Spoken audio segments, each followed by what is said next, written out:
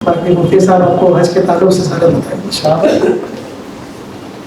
اگر مستورات میں کوئی سوال اگر ہو تو مفتی صاحب ابھی موجود ہے، اس کے بعد میں آپ لوگوں کو وقت دیا جائے گا، جو بھی آپ لوگوں کا سوال جواب ہو پوچھ لیجیے گا انشاءاللہ۔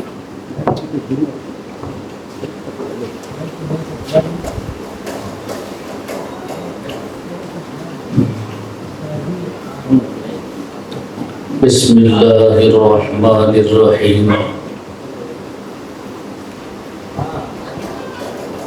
الحمد للہ رب العالمین والعاقبۃ للمتقین والصلاة والسلام علی اشرف الانبیاء وسید المرسلین وعلى آلہ واصحابہ اجمعین، اما بعد فاعوذ باللہ من الشیطان الرجیم، بسم اللہ الرحمن الرحیم۔ وَلِلَّهِ عَلَى النَّاسِ حِجُّ الْبَيْتِ مَنِ اسْتَطَاعَ إِلَيْهِ سَبِيلًا وَمَنْ كَفَرَ فَإِنَّ اللَّهَ غَنِيٌّ عَنِ الْعَالَمِينَ۔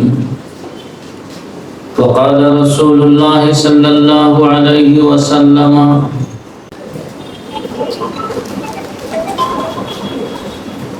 سب سے پہلے آپ حضرات اس کے قبل کہ میں کچھ عرض کروں حج سے متعلق،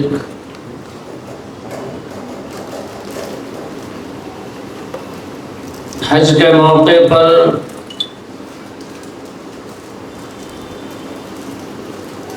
کچھ کلمات پڑھے جاتے ہیں، جن کلمات کا نام ہے تلبیہ۔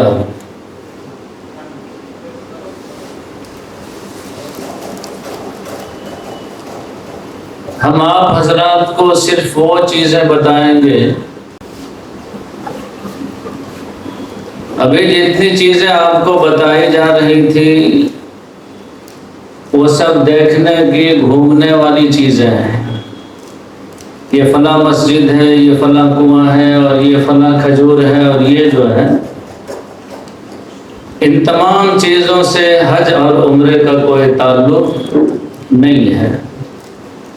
صرف یہ ہے کہ وہاں ان چیزوں کی زیارت ہو جاتی ہے، آدمی دیکھ لیتا ہے۔ کبھی کبھی ہوتا ہے کہ ان سب چیزوں میں حاجیوں کو اتنا الجھا دیا جاتا ہے کہ بیچارہ گھر سے نکلنے سے پہلے ہی سمجھتا ہے کہ ہمارے اوپر ایک پہاڑ ٹوٹنے والا ہے۔ ظاہر بات ہے، سرسری طور پر ایک مرتبہ کوئی بتا دے اور آپ حضرات کو یاد ہو جائے، ایسا نہیں ہوتا ہے۔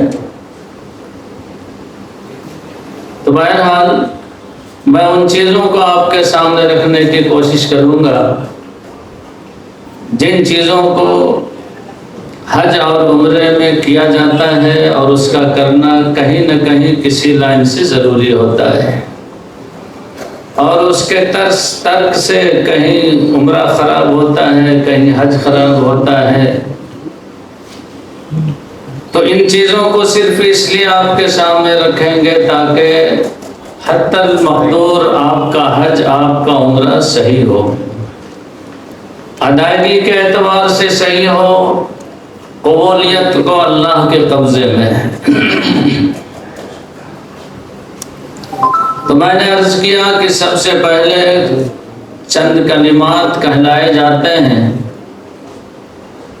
حج کرنے والوں کو بھی، عمرہ کرنے والوں کو بھی سب سے پہلے ان کلمات کا صحیح کرنا ضروری ہے۔ تھوڑی سی لاپرواہی اور تھوڑی سی غفلت کی بنیاد پر کچھ کا کچھ ہو جاتا ہے۔ جیسے لفظ خدا ہے، خدا کے خا پر اوپر نقطہ ہے، اگر کوئی نیچے نقطہ لگا دے تو خدا جدا ہو جاتا ہے۔ تلبیہ کے کلمات صحیح نہیں ہونے کی وجہ سے معنی میں فرق ہو جاتا ہے اور کچھ کا کچھ معنی ہو جاتا ہے۔ اس لیے میں چاہتا ہوں کہ سب سے پہلے آپ کو تلبیہ کے صحیح الفاظ پڑھائے جائیں۔ میں جیسے پڑھوں گا آپ حضرات بھی ویسے اس کو دہرائیں گے، لیکن میرے پڑھنے سے پہلے آپ پڑھنا شروع نہیں کریں۔ بسا اوقات ہوتا ہے کہ ابھی ہم نے ختم نہیں کیا ہے اور آپ نے شروع کر دیا ہے، تو پھر ظاہر ہے کہ آپ جب صحیح ڈھنگ سے سنیں گے نہیں تو صحیح ڈھنگ سے پڑھ بھی نہیں پائیں گے۔ طریقہ اس کا یہ ہے کہ آپ نگاہ سے میری طرف دیکھیں، میں آپ کی طرف دیکھوں گا، کان سے میری آواز کو سنیں اور زبان سے اس آواز کو دہرائیں، لیکن دہرانا اس وقت ہے جب میں پڑھ چکوں تو آپ کو بولنا ہے۔ نگاہ سے میری طرف دیکھنا ہے، میں آپ کی طرف دیکھ رہا ہوں۔ کان سے میری آواز کو سننا ہے غور سے، زبان سے اس کا تلفظ کرنا ہے، بولنا ہے، لیکن بولنا اس وقت ہے جب میں بول چکوں۔ مجھ سے پہلے بولیں گے تو گڑبڑ سڑبڑ ہو جائے گا۔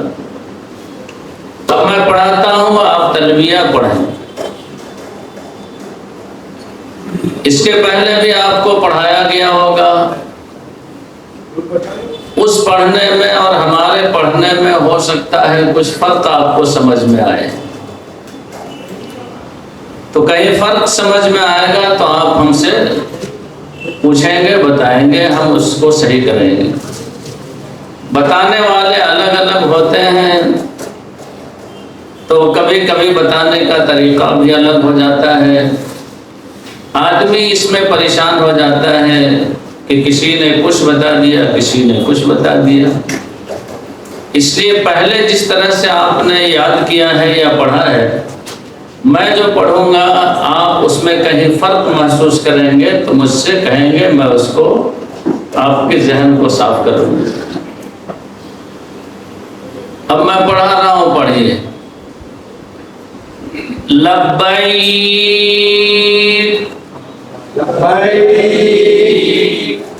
اللہم لبیک،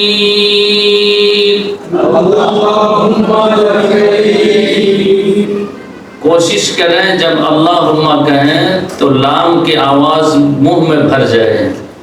اللہ اللہ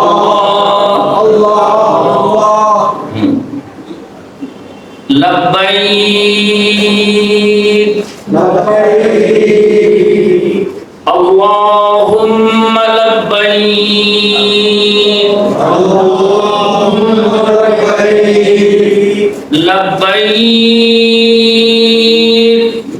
لبیک لا شریک لک لبیک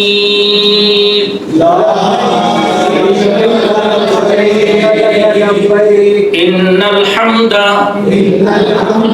والنعمت لک والملک لا شریک لک۔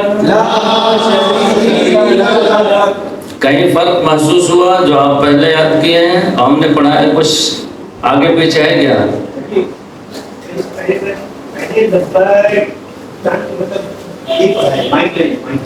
ٹھیک، ہم سوچ رہے ہیں۔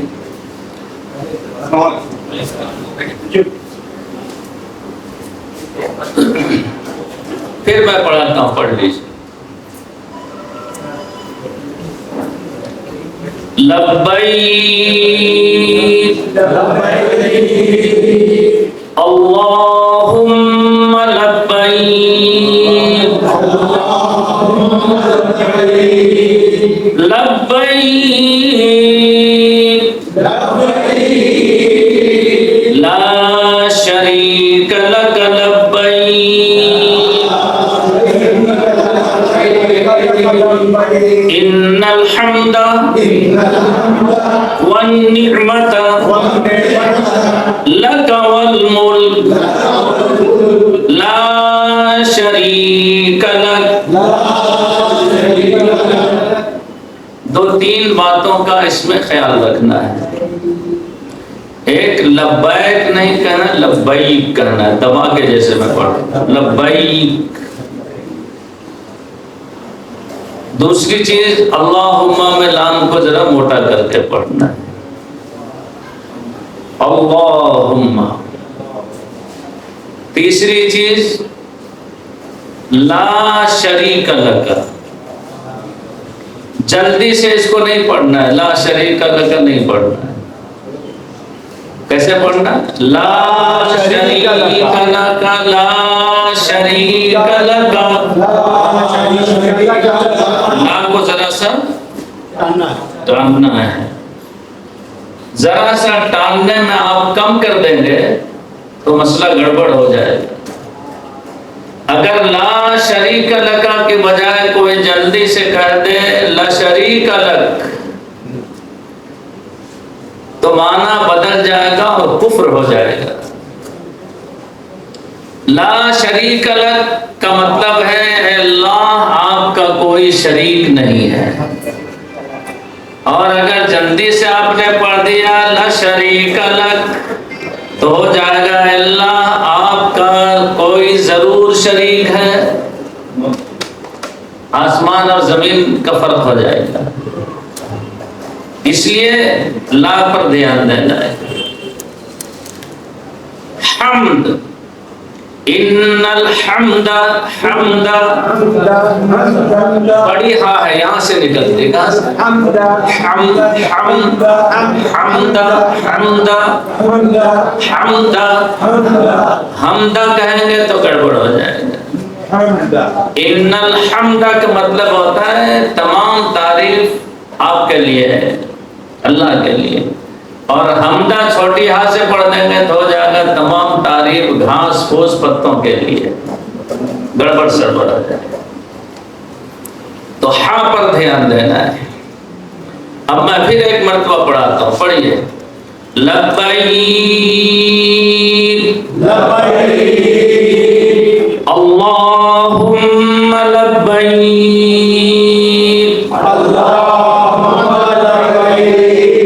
لبیک لا شریک لک لبیک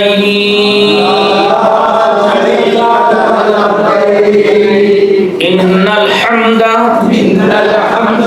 والنعمت لک والملک لا شریک لک لبیک اللہم لبیک لبیک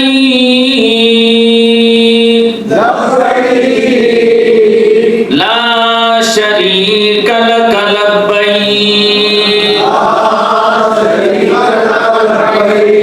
ان الحمد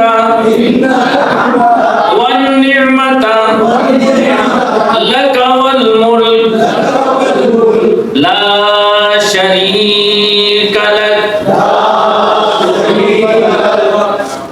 اس انداز میں آپ کو صحیح کرنا ہے.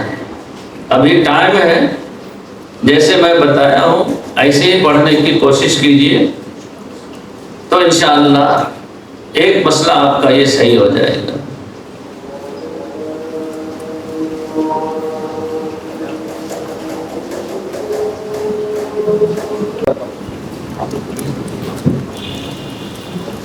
میرے بھائیوں، بزرگوں، عزیزوں، آپ حضرات چونکہ بہت ہی عظیم الشان عبادت کے لیے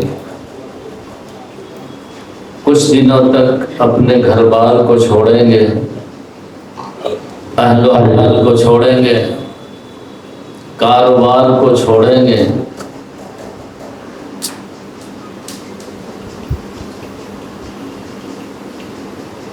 تو عقل کی بات یہ ہے، علم کی بات یہ ہے کہ جس چیز کے لیے آدمی تمام چیزوں کو چھوڑ رہا ہے، اس چیز کو صحیح ڈھنگ سے حاصل کرنے کی کوشش کرے۔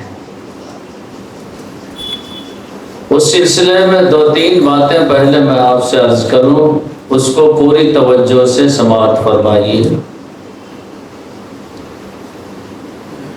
ہر حج میں جانے والے کو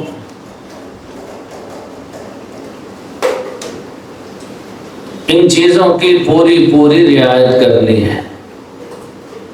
اگر آپ چاہتے ہیں کہ میرا حج صحیح ہو، میرا عمرہ صحیح ہو،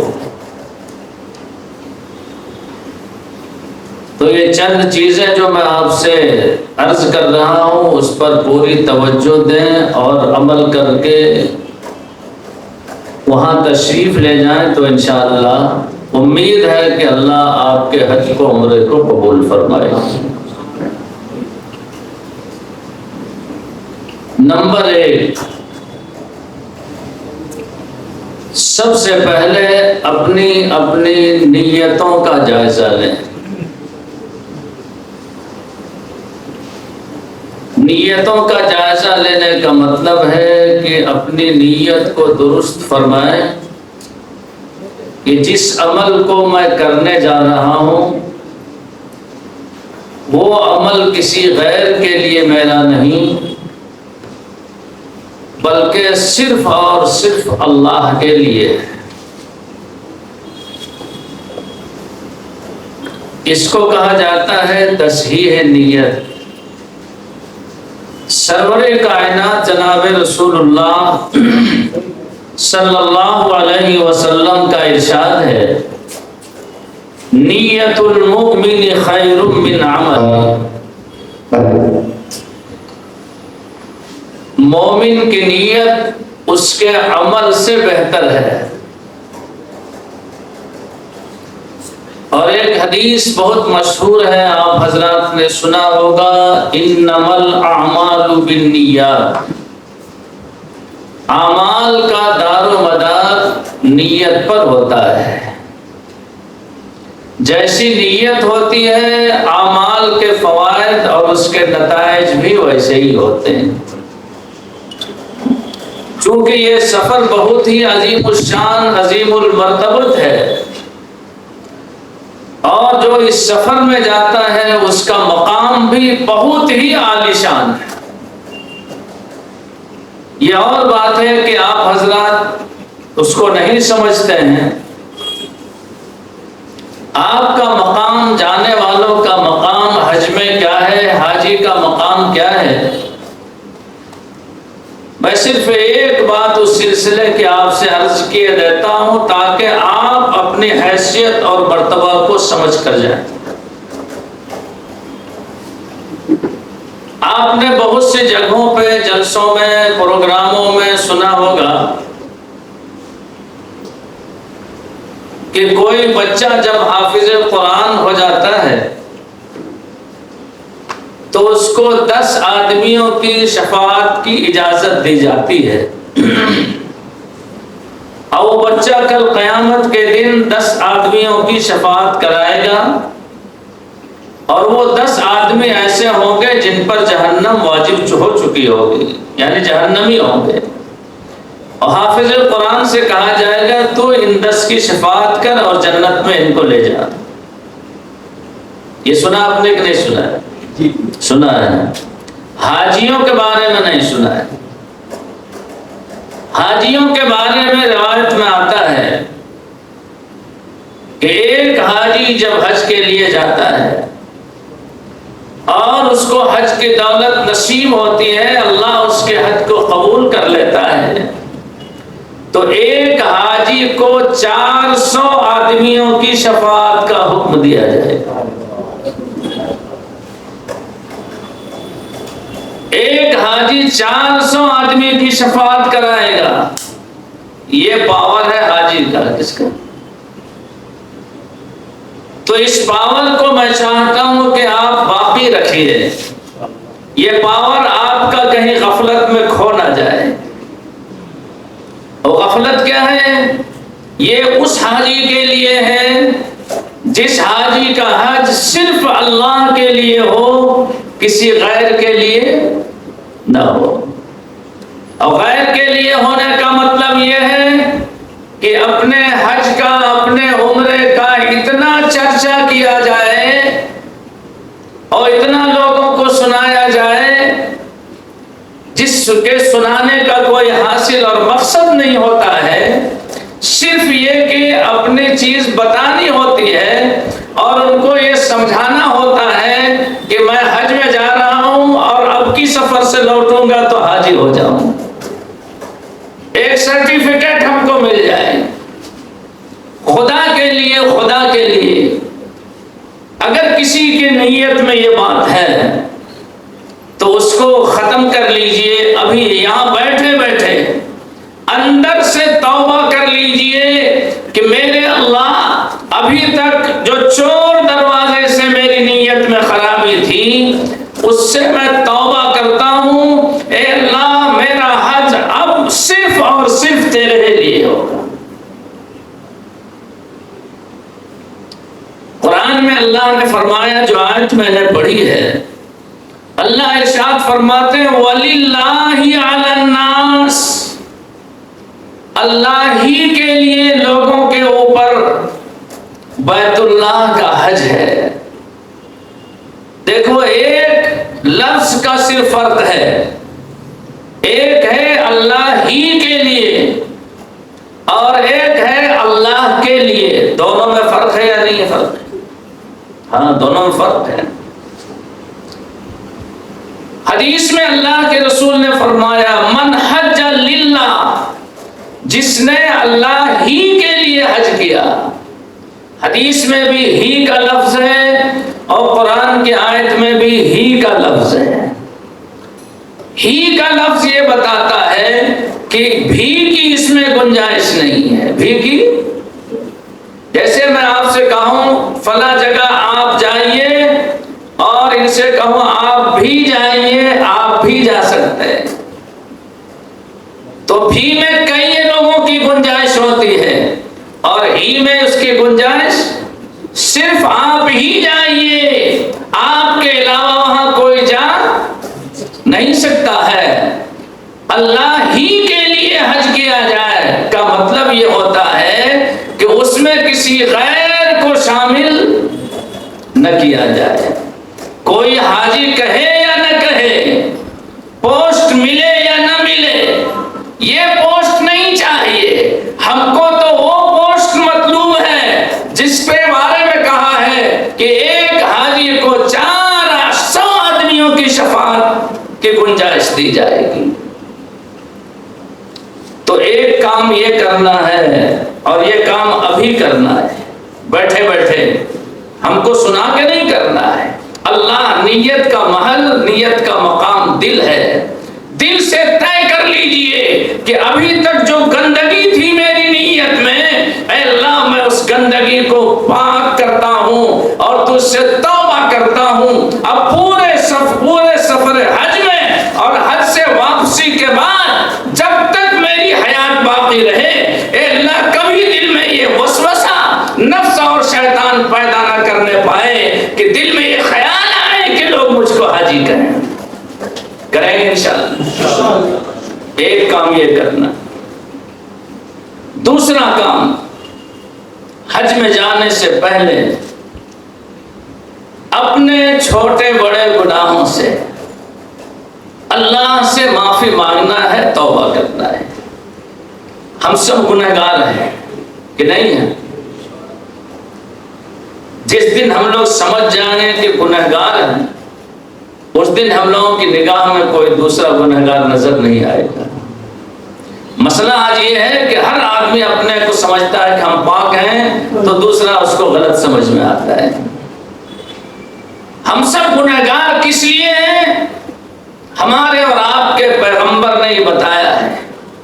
حضور فرماتے ہیں کل بنی آدم خطاؤن وخیر الخطائین التوابون، سارے کے سارے جتنے لوگ ہیں، جو بھی لوگ آدم کی اولاد ہیں، سوائے نبیوں کے، نبی معصوم ہوتا ہے، ان سے گناہ نہیں ہوتا ہے۔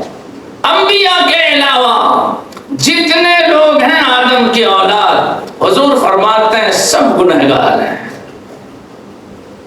آگے حضور فرماتے ہیں وَخَيْرُ الْخَطَّائِينَ التَّوَّابُونَ، اور سب سے اچھا گنہگار وہ ہے، سب سے بہترین گنہگار وہ ہے، اللہ اس کے رسول کی نگاہ میں سب سے پسندیدہ گنہگار وہ ہے جو گناہ کرنے کے بعد گناہ سے توبہ کرے اللہ کے حضور میں۔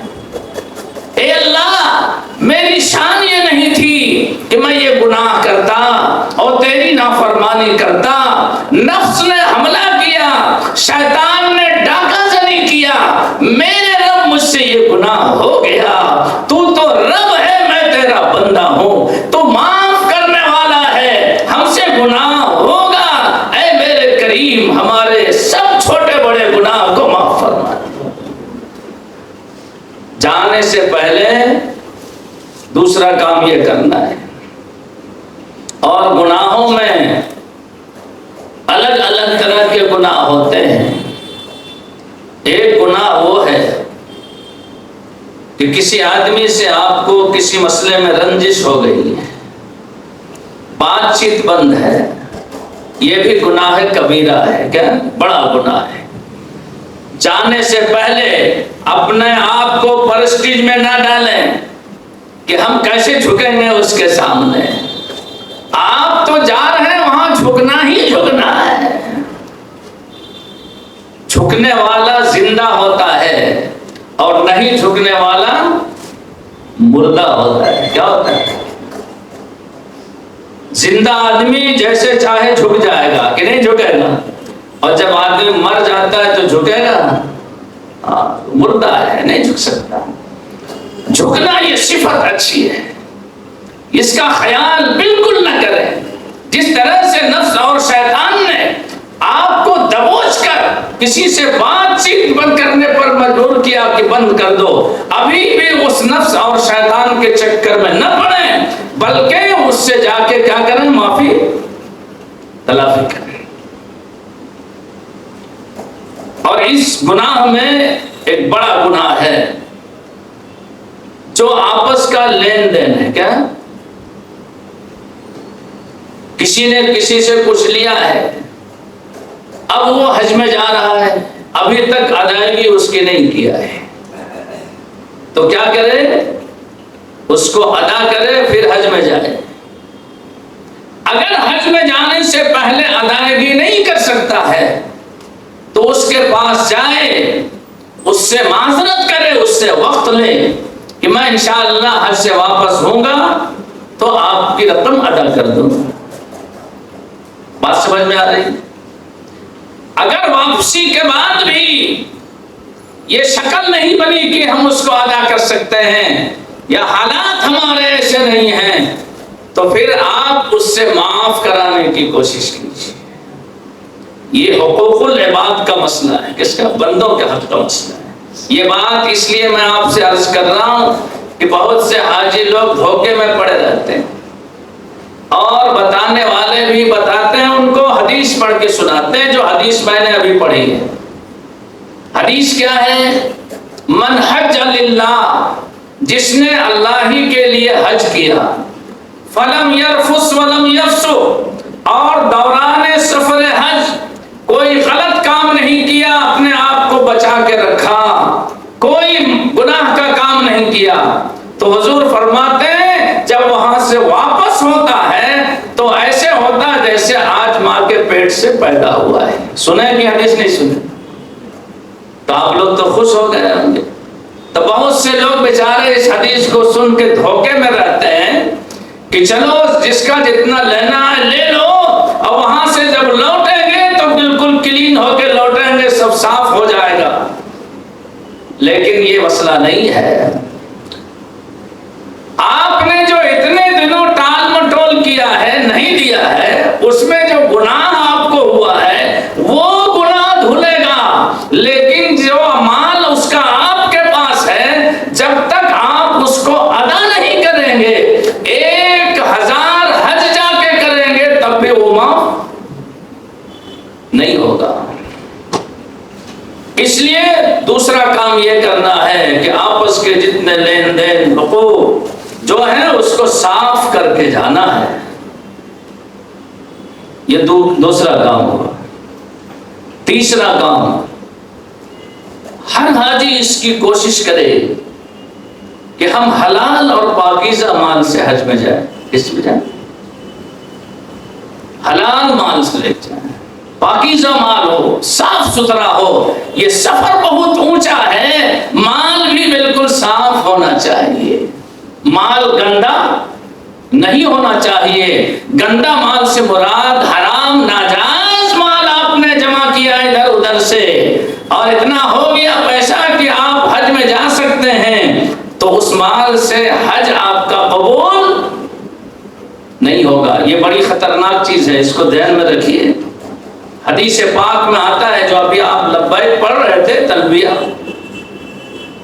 اللہ کے محبوب پیغمبر ارشاد فرماتے ہیں جب حاجی اپنے گھر سے نکلتا ہے اور سواری پر بیٹھتا ہے اور تلبیہ پڑھتا ہے، لبیک اللہم لبیک. اب اگر اس کا مال حلال کا ہے، حلال مال سے جا رہا ہے حج میں، تو جب وہ تلبیہ پڑھتا ہے لبیک اللہم لبیک، اس کا مطلب ہوتا ہے حاضر ہوں، اے اللہ میں حاضر ہوں. لبیک کا مطلب کیا ہوتا ہے؟ حاضر ہوں، اے اللہ میں حاضر ہوں. جب یہ تلبیہ پڑھنے والا حاجی تلبیہ پڑھتا ہے، اگر اس کا مال صحیح سالم حلال اور درست مال ہے اور حج میں جا رہا ہے، تو اللہ کا محبوب پیغمبر ارشاد فرماتے ہیں کہ اوپر آسمان سے ایک منادی آواز دینے والا اس کے جواب میں کہتا ہے لبیک و سعدیک، اے حاجی تیری حاضری بھی قبول کر لی گئی اور تیرا آنا بھی مبارک ہے. یعنی تیرے سفر کو اور حج کو اللہ نے قبول کر لیا ہے. اور اس کے خلاف اگر مال گندا ہے تو اللہ کے رسول نے فرمایا جب سواری پہ بیٹھتا ہے اور تلبیہ پڑھتا ہے تو اس کا جواب کیا ہوتا ہے سنیے. جب حاجی کہتا ہے لبیک اللہم لبیک، تو منادی اوپر کا کہتا ہے لا لبیک ولا سعدیک، اے حاجی تو اپنا لبیک اپنے پاس رکھ اور تیری تب حاضری تو اپنے پاس رکھ. تیرا مال گندا ہے، خبیث ہے، غلط مال لے کر آ رہا ہے اور حج کے سفر میں جا رہا ہے. اللہ کو تیرے حج کی کوئی ضرورت. تو مال بھی اپنا چیک کر لینا ہے. کیا کرنا؟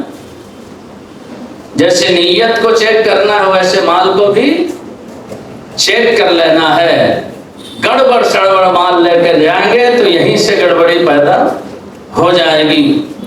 یہ تین چیزیں جانے سے پہلے ہر حاجی کو کر لینا کمپلسری لازمی ہے.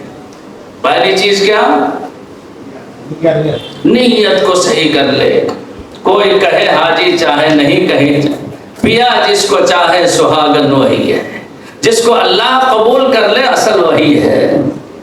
نمبر 2، اپنے چھوٹے بڑے گناہوں سے خاص طور سے بندوں کے حقوق سے معافی تلافی کر کے جائے.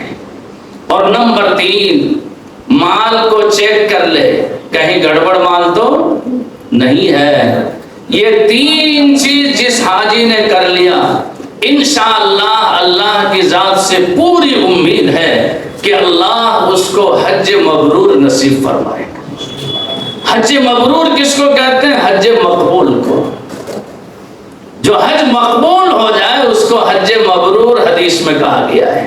سرور کائنات جناب رسول اللہ صلی اللہ علیہ وسلم ارشاد فرماتے ہیں الحج المبرور لیس له جزاء الا الجنہ. حج مبرور مقبول حج اگر کسی کو نصیب ہو گیا تو جنت کے علاوہ اس کا کچھ بدلہ ہے ہی نہیں. یعنی جنت میں اللہ ضرور اس کو داخل فرمائے. تو آپ حضرات چاہتے ہیں کہ نہیں حج مقبول ہو؟ تو یہ سب کام پہلے سے کر لیجئے انشاءاللہ۔ اگر اس کی حفاظت آپ کریں گے تو اللہ سے پوری ضمانت کے طور پر میں کہہ سکتا ہوں کہ اللہ حج مبرور مقبول نصیب فرمائے گا، آمین ثم آمین۔ اب میں جو ہے اختصاراً آپ کو یہ تو صرف اس لیے بتایا تاکہ آپ کا سفر جو ہے صحیح ہو، آپ کا عمل صحیح ہو۔ اب اپنے اپنے ہاتھ میں کاغذ رکھیے جو لوگ پڑھنا جانتے ہیں، اور جو لوگ نہیں پڑھنا جانتے ہیں وہ بھی کاغذ رکھیے، اور میں جو بتاتا ہوں اس کو سماعت فرمائیے۔ آپ جتنے حضرات حج میں جانے والے ہیں ابھی اس سال جو ابھی جانے والے ہیں، اور جو نہیں بھی جانے والے یہاں شریک ہیں وہ بھی اس کو سنیں، ہو سکتا ہے اللہ کا دولت نصیب کرے اور حج میں آپ کو جانے کا موقع مل جائے۔ یہ کاغذ میں نے آپ کے سہولت کے لیے لکھا ہے، جس میں ہے مختصر بیان حج و عمرہ۔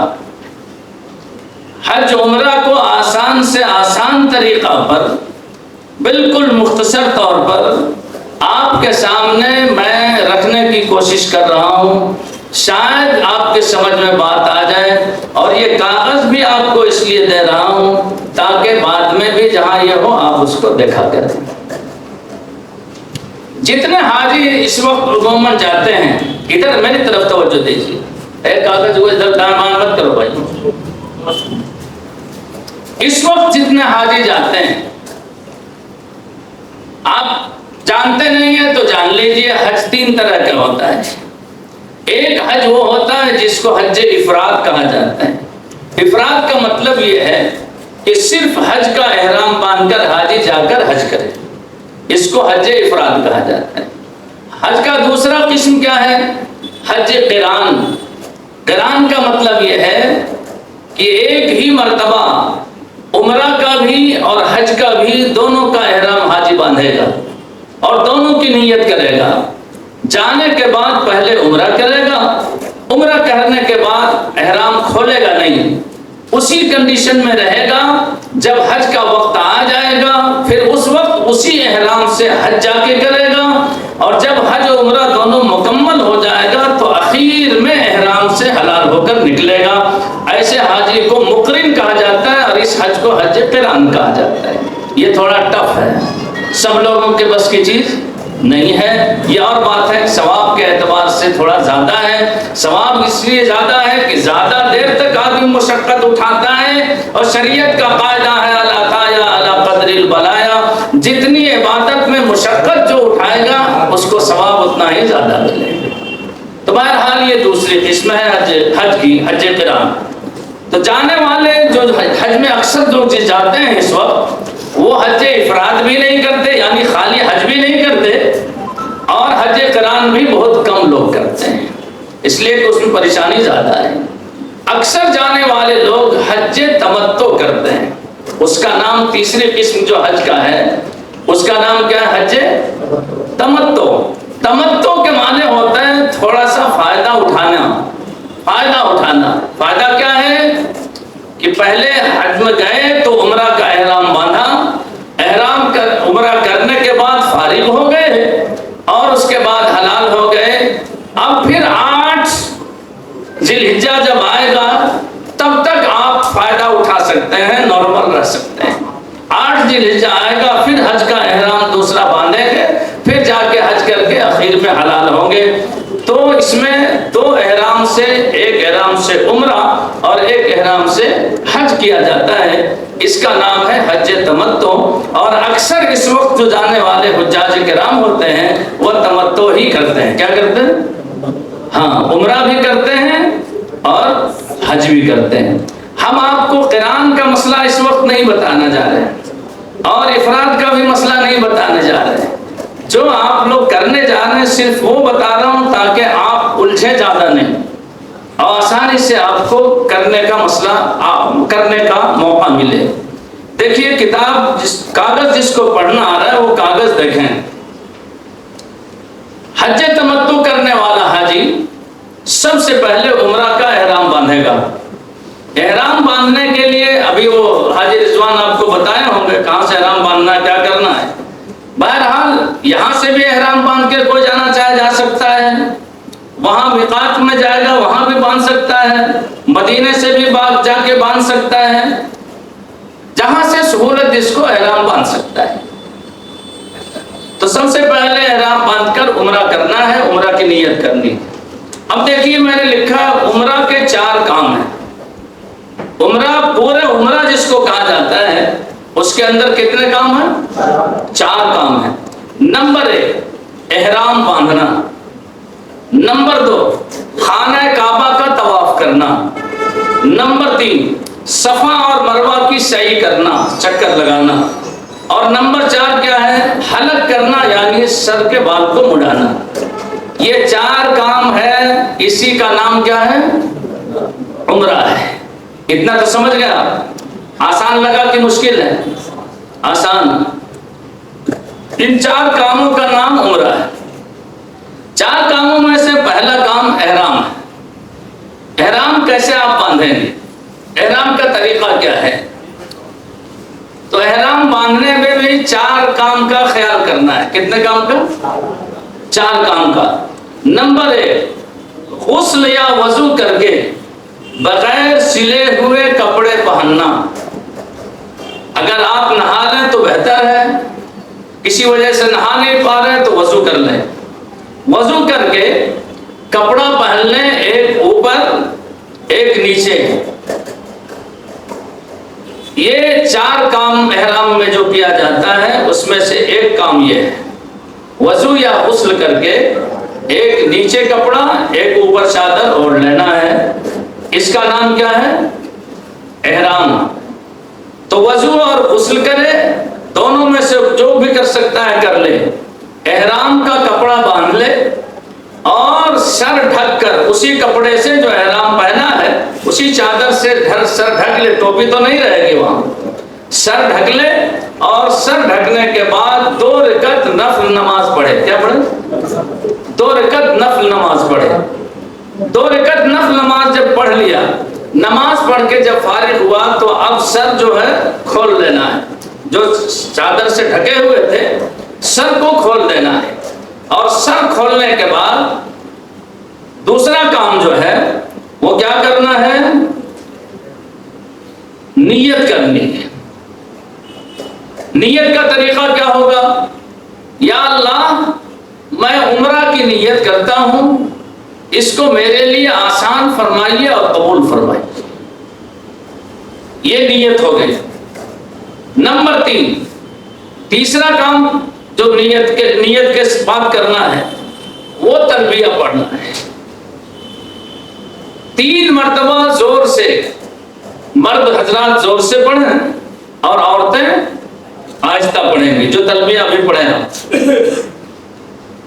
اب تلبیہ پڑھ لیا جب آپ نے، نیت بھی آپ کی ہو گئی، اوپر نیچے احرام کا کپڑا بھی پہن لیا، 2 رکعت نفل نماز بھی پڑھ لیا، تو عمرہ کے جو 4 کام تھے ان میں سے ایک کام احرام تھا، ایک کام مکمل ہو گیا۔ سمجھ میں آ رہی بات؟ عمرہ کا دوسرا کام کیا ہے؟ خانہ کعبہ کا طواف کرنا۔ طواف کیسے کریں گے؟ طواف کے معنی ہوتے ہیں چکر لگانا۔ خانہ کعبہ کے گرد چکر لگانے کا نام کیا ہے؟ طواف۔ طواف کے 7 چکر ہوتے ہیں، چاہے طواف فرض ہو، چاہے طواف واجب ہو، چاہے طواف سنت ہو، چاہے نفل ہو، کوئی بھی طواف ہو، ہر طواف میں 7 چکر ہوتے ہیں۔ تو دوسرا کام جو عمرہ کا ہے، طواف ہے، اس کا طریقہ یہ ہے، وہاں ایک ہری بتی لگی رہتی ہے۔ وہ ہری بتی اس بات کی علامت ہوتی ہے، نشانی ہوتی ہے کہ یہ ہری بتی اس کے بالکل سیدھ میں ہے جہاں حجر اسود ہے۔ حجر اسود تو آپ حضرات جانتے ہی، جانتے ہیں؟ اچھا نہیں جانتے تبھی ہم بتاتے ہیں۔ تو جیسے یہاں ہری بتی لگی رہے گی اور اسی کے سیدھ میں بالکل مقابل میں جو ہے خانہ کعبہ کی دیوار میں حجر اسود ہے لگا ہوا، تو ہری بتی اس بات کی علامت ہوتی ہے کہ میں حجر اسود کے سیدھ میں کھڑا ہوں۔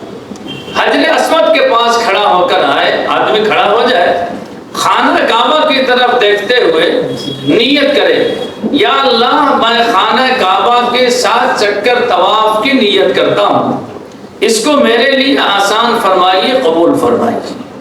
یہ طواف کی نیت ہو گئی۔ نیت کرنے کے بعد استلام کرنا ہے، یعنی خانہ کعبہ کو بوسہ دینا ہے۔ استلام کہتے ہیں چاہے اس چیز پر ہاتھ رکھ کر اس کو چوم لے، اور اگر ہاتھ وہاں تک نہیں رکھ پا رہا ہے تو اس کے طرف اشارہ ایسے کرے جیسے ہاتھ اس پر رکھا ہے، جیسے آپ وہاں دور میں بیٹھے ہو، آپ کو چومنے کے لیے جا کے آپ کو چھونا ہوگا، پھر چومیں گے۔ یہ ہوا اصلی اسلام۔ اور ایک ہے وہاں تک ہم پہنچ نہیں سکتے، اکثر حاجی لوگ ازدحام اور بھیڑ کی وجہ سے پہنچ نہیں پاتے ہیں، خاص طور سے وہ حضرات جو سن رسیدہ عمر دراز ہوتے ہیں، کمزور بہت ہوتے ہیں، وہ نہیں پہنچ پاتے، تو ان کے لیے شریعت نے آسانی دیا ہے کہ اس انداز میں آپ ہاتھ اٹھاؤ جیسے اس پر آپ رکھ رہے ہو، رکھنے کے بعد پڑھو بسم اللہ اللہ اکبر اور چوم لو اس کو۔ اسی کا نام کیا ہے؟ استلام ہے۔ تو طواف میں حجر اسود کے سیدھ میں آ کے کھڑا ہونا ہے اور طواف کی نیت پہلے کرنا ہے، جیسے میں نے بتایا۔ وہ میں بتا رہا ہوں، آپ بیٹھیے۔ مقولہ مشہور ہے قبل از وقت قبر کندیدن جائز نیست، مرنے سے پہلے قبر نہیں کھوجنا چاہیے۔ ابھی تو ہم تھوڑی سی بتائیں، طواف تو پورا بتائے نا۔ طواف میں پہلا کام کیا ہے؟ نیت کرنا، حجر اسود کے قریب مقابل میں آ کے کھڑا ہونا، خانہ کعبہ کی طرف نگاہ دیکھ کر نیت کرنا، اے اللہ میں خانہ کعبہ کے 7 چکر طواف کی نیت کرتا ہوں، آسان فرمائیے، قبول فرمائیے۔ اس کے بعد حجر اسود پر ہاتھ رکھنا ہے، بسم اللہ اللہ اکبر کر کے چوم لینا، اس کا نام کیا ہے؟ استلام۔ اس کے بعد دائیں طرف سے طواف شروع کرنا ہے، دائیں طرف سے چلنا ہے۔ چلتے وقت اب پورے طواف کے درمیان جب تک جہاں سے چلے تھے وہاں پہنچ نہ جائیں چکر لگا کے، تب تک پورے طواف میں خانہ کعبہ کی طرف دیکھنا نہیں ہے۔ خانہ کعبہ کی طرف شروع میں نیت کرتے وقت دیکھنا ہے، اور جب طواف آپ نے شروع کر دیا تو اب دیکھنا نہیں ہے۔ جیسے نماز میں نیت باندھ لیا تو ادھر ادھر دیکھتے ہیں، کہاں دیکھتے ہیں؟ ویسے ہی سیدھے نگاہ نیچے کر کے طواف شروع کیجئے دائیں طرف سے اور چکر لگاتے چلیے۔ جب پھر دوبارہ وہاں پہنچ جائیں گے، اب وہاں پہنچنے کے بعد پھر آپ خانہ کعبہ کی طرف دیکھ سکتے ہیں، اور دیکھنے کے بعد ویسے ہی جیسے پہلے استلام کیا تھا۔ بہت سے ہمارے بیچارے بتانے والے بتا دیتے ہیں کہ ایک چکر لگانے کے بعد جب آپ وہاں پھر پہنچیے تو پھر بھی آپ کو دیکھنا نہیں، ایسے کرنا۔ کیا کرنا؟ یعنی خالی ہاتھ اٹھانا ہے، ادھر دیکھنا نہیں ہے۔ لیکن یہ مسئلہ غلط ہے۔ کیا ہے؟ غلط ہے۔ کیوں غلط ہے ابھی ہم بتا نہیں سکیں، بات پھر لمبی ہو جائے گی۔ لیکن آپ دوبارہ جب وہاں پہنچیں گے پھر آپ خانہ کعبہ کی طرف دیکھ کے پہلے طرف نیت کریں گے بسم اللہ اللہ اکبر کے چومیں، پھر چلنا شروع کریں۔ سمجھ رہے ہیں؟ اس طرح سے طواف کے چکر لگانا ہے۔ چلتے چلتے طواف کے درمیان خانہ کعبہ کی طرف دیکھنا نہیں ہے، لیکن جب ہر چکر میں وہاں پہنچیں گے تو آپ دیکھ سکتے ہیں اور ویسے ہی کر کے جا سکتے ہیں۔ تیسری چیز طواف میں یہ ہے کہ آپ طواف میں پڑھنا کیا آپ کو ہے۔ اگر تیسرا کلمہ کسی کو یاد ہے تو تیسرا کلمہ پڑھیے، اور کلمہ تیسرا یاد نہیں بھی ہے تو ہر جائز چیز کی دعا مانگتے رہیے اور طواف کرتے رہیے۔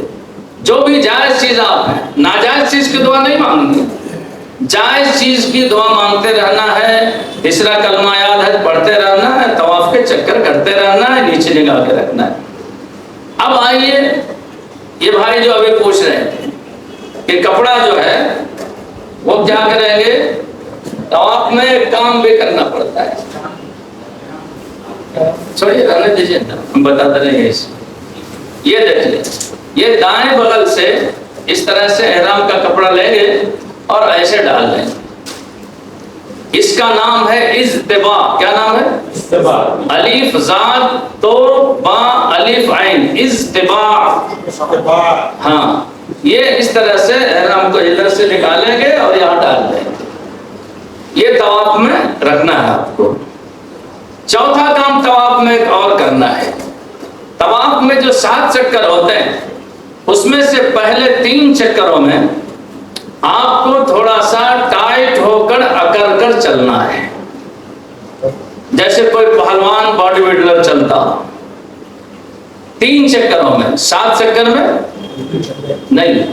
اگر کوئی غلطی سے 7 چکر بھی کر لیا ویسے ہی، یا شروع کے 3 چکر میں بھی نہیں کیا، بغیر چکرے کے چکراتا رہا، تب بھی کوئی فرق نہیں آئے گا، طواف ہو جائے گا اس کا. یہ سنت ہے، سمجھ رہے ہیں؟ اور کوئی دم واجب اس پر نہیں ہوگا. لیکن بہتر سنت طریقہ یہ ہے کہ پہلے کے 3 چکر میں اکڑ کر چلے، ٹائٹ ہو کر چلے. وہ اس لیے کہ اس وقت ابتدا میں جو ہے کفار اور مشرکین لوگوں کو کمزور سمجھتے تھے، تو حضور نے فرمایا کہ اکڑ کے چلو تاکہ یہ لوگ سمجھ جائیں کہ ریٹائر ایج کے لوگ نہیں ہیں، ٹائٹ ہیں. اللہ کو یہ سنت اتنی پسند آئی کہ قیامت تک کے لیے اس کو باقی رکھ دیا. تو ہر 3 چکر میں کیا ہونا ہے؟ ٹائٹ ہو کر اکڑ کے چلنا ہے. اس کو بولا جاتا ہے رمل. طواف کا کام مکمل ہو گیا. اس طرح سے ایک طواف ہوگا، ہر طواف کے بعد استلام ہوگا. کرتے کرتے جب 7 چکر پورا ہو جائے گا تو چکر تو پورا ہوگا 7، لیکن استلام ہوگا 8. کتنا ہوگا؟ 8. 7 چکر میں جب آپ شروع کیا، ایک پہلے جو کیا 8 چکر، 7 چکر میں 8 استلام ہوگا. یہ آپ کا طواف مکمل ہو گیا، جو عمرہ کا دوسرا کام ہے. سمجھنے میں آسانی اور ایک پریشانی؟ کہیں ایسا نہیں کہ ہم پریشان ہوں آپ سمجھے ہی نہیں. یہ دوسرا کام ہو گیا. دوسرا کام ہونے کے بعد 2 رکعت نماز پڑھنی ہے. جب 7 چکر طواف پورا ہو گیا، 2 رکعت نماز پڑھنی ہے. اگر آپ کو سہولت سے جگہ مل جائے تو مقام ابراہیم ایک جگہ ہے، اس کے پیچھے اگر موقع ملے تو پڑھیے. اور اگر موقع نہیں ہے، بھیڑ ہے، ازدحام ہے، تو پورے حرم کے اندر کہیں بھی آپ پڑھ لیجئے، آپ کی نماز ادا ہو جائے گی اور جو حکم ہے ادا ہو جائے گا. اس کے چکر میں نہیں رہیے کہ یہیں پڑھنا ہے، معلوم ہے دن بھر کھڑے رہ گئے. جہاں بھی پورے حرم میں جگہ ملے وہاں آپ پڑھ لیجئے. اس کو کہا جاتا ہے 2 رکعت نماز واجب الطواف. یہ نماز نفل ہے، واجب نہیں ہے. واجب الطواف سے لوگوں کو دھوکا ہو جاتا ہے کہ یہ نماز کیا ہے؟ واجب ہے. لیکن واجب نہیں، یہ نماز ہے نفل، اس کا پڑھنا واجب ہے. بات سمجھ میں آ رہی؟ نماز تو نفل ہے لیکن اس کا پڑھنا واجب ہے. تو بہرحال 2 رکعت نماز بھی طواف کے بعد آپ پڑھ لیجئے. یہ طواف مکمل ہو گیا. عمرہ کا 4 کام جو تھا، پہلا کام احرام باندھ کے نیت کرنا، تلبیہ پڑھنا، وہ دوسرا کام بیت اللہ کا طواف، وہ اس کا طریقہ بھی میں نے آپ کو بتایا. طواف سے فارغ ہونے کے بعد، نماز پڑھ لینے کے بعد، اب ظاہر بات ہے کچھ پیاس بھی لگ جائے گی، کچھ بھوک بھی کسی کو لگ جائے گی. تو پیاس لگے تو آپ پانی شوق سے پی سکتے ہیں، اور کھانے کی طبیعت ہو تب بھی شوق سے کھا سکتے ہیں. اگر کھانے میں آپ کو 15 منٹ آدھا گھنٹہ ٹائم لگ گیا تو گھبرانے کی کوئی بات نہیں ہے. اس کے بعد فریش ہو کر زمزم پی لیجئے، کچھ کھانے کی ضرورت ہے کھا لیجئے. اس کے بعد آپ وہاں سے پھر حجر اسود کے پاس آئیے، جہاں شروع میں نیت کر کے طواف کیا تھا. وہاں حجر اسود کا پھر ایک مرتبہ استلام کیجئے، بسم اللہ اللہ اکبر کہہ کے اس کو بوسہ دیجئے. یہ 9واں استلام ہوگا. کتنا؟ 8 ادھر ہو گیا تھا، 1 یہ. بہت سے لوگ اس کو چھوڑ دیتے ہیں نہ معلوم ہونے کی وجہ سے یا غفلت میں چھوڑ دیتے ہیں. 9 استلام کرنا ہے. 1 یہ آخری کا استلام کرنے کے بعد پھر آپ کو جو ہے وہاں جانا ہے. کہاں؟ جس پہاڑی کا نام صفا ہے، وہاں تیسرا کام عمرے کا کرنا ہے، جس کو سعی کہا جاتا ہے. سعی کے معنی میں ہوتے ہیں دوڑنے کے.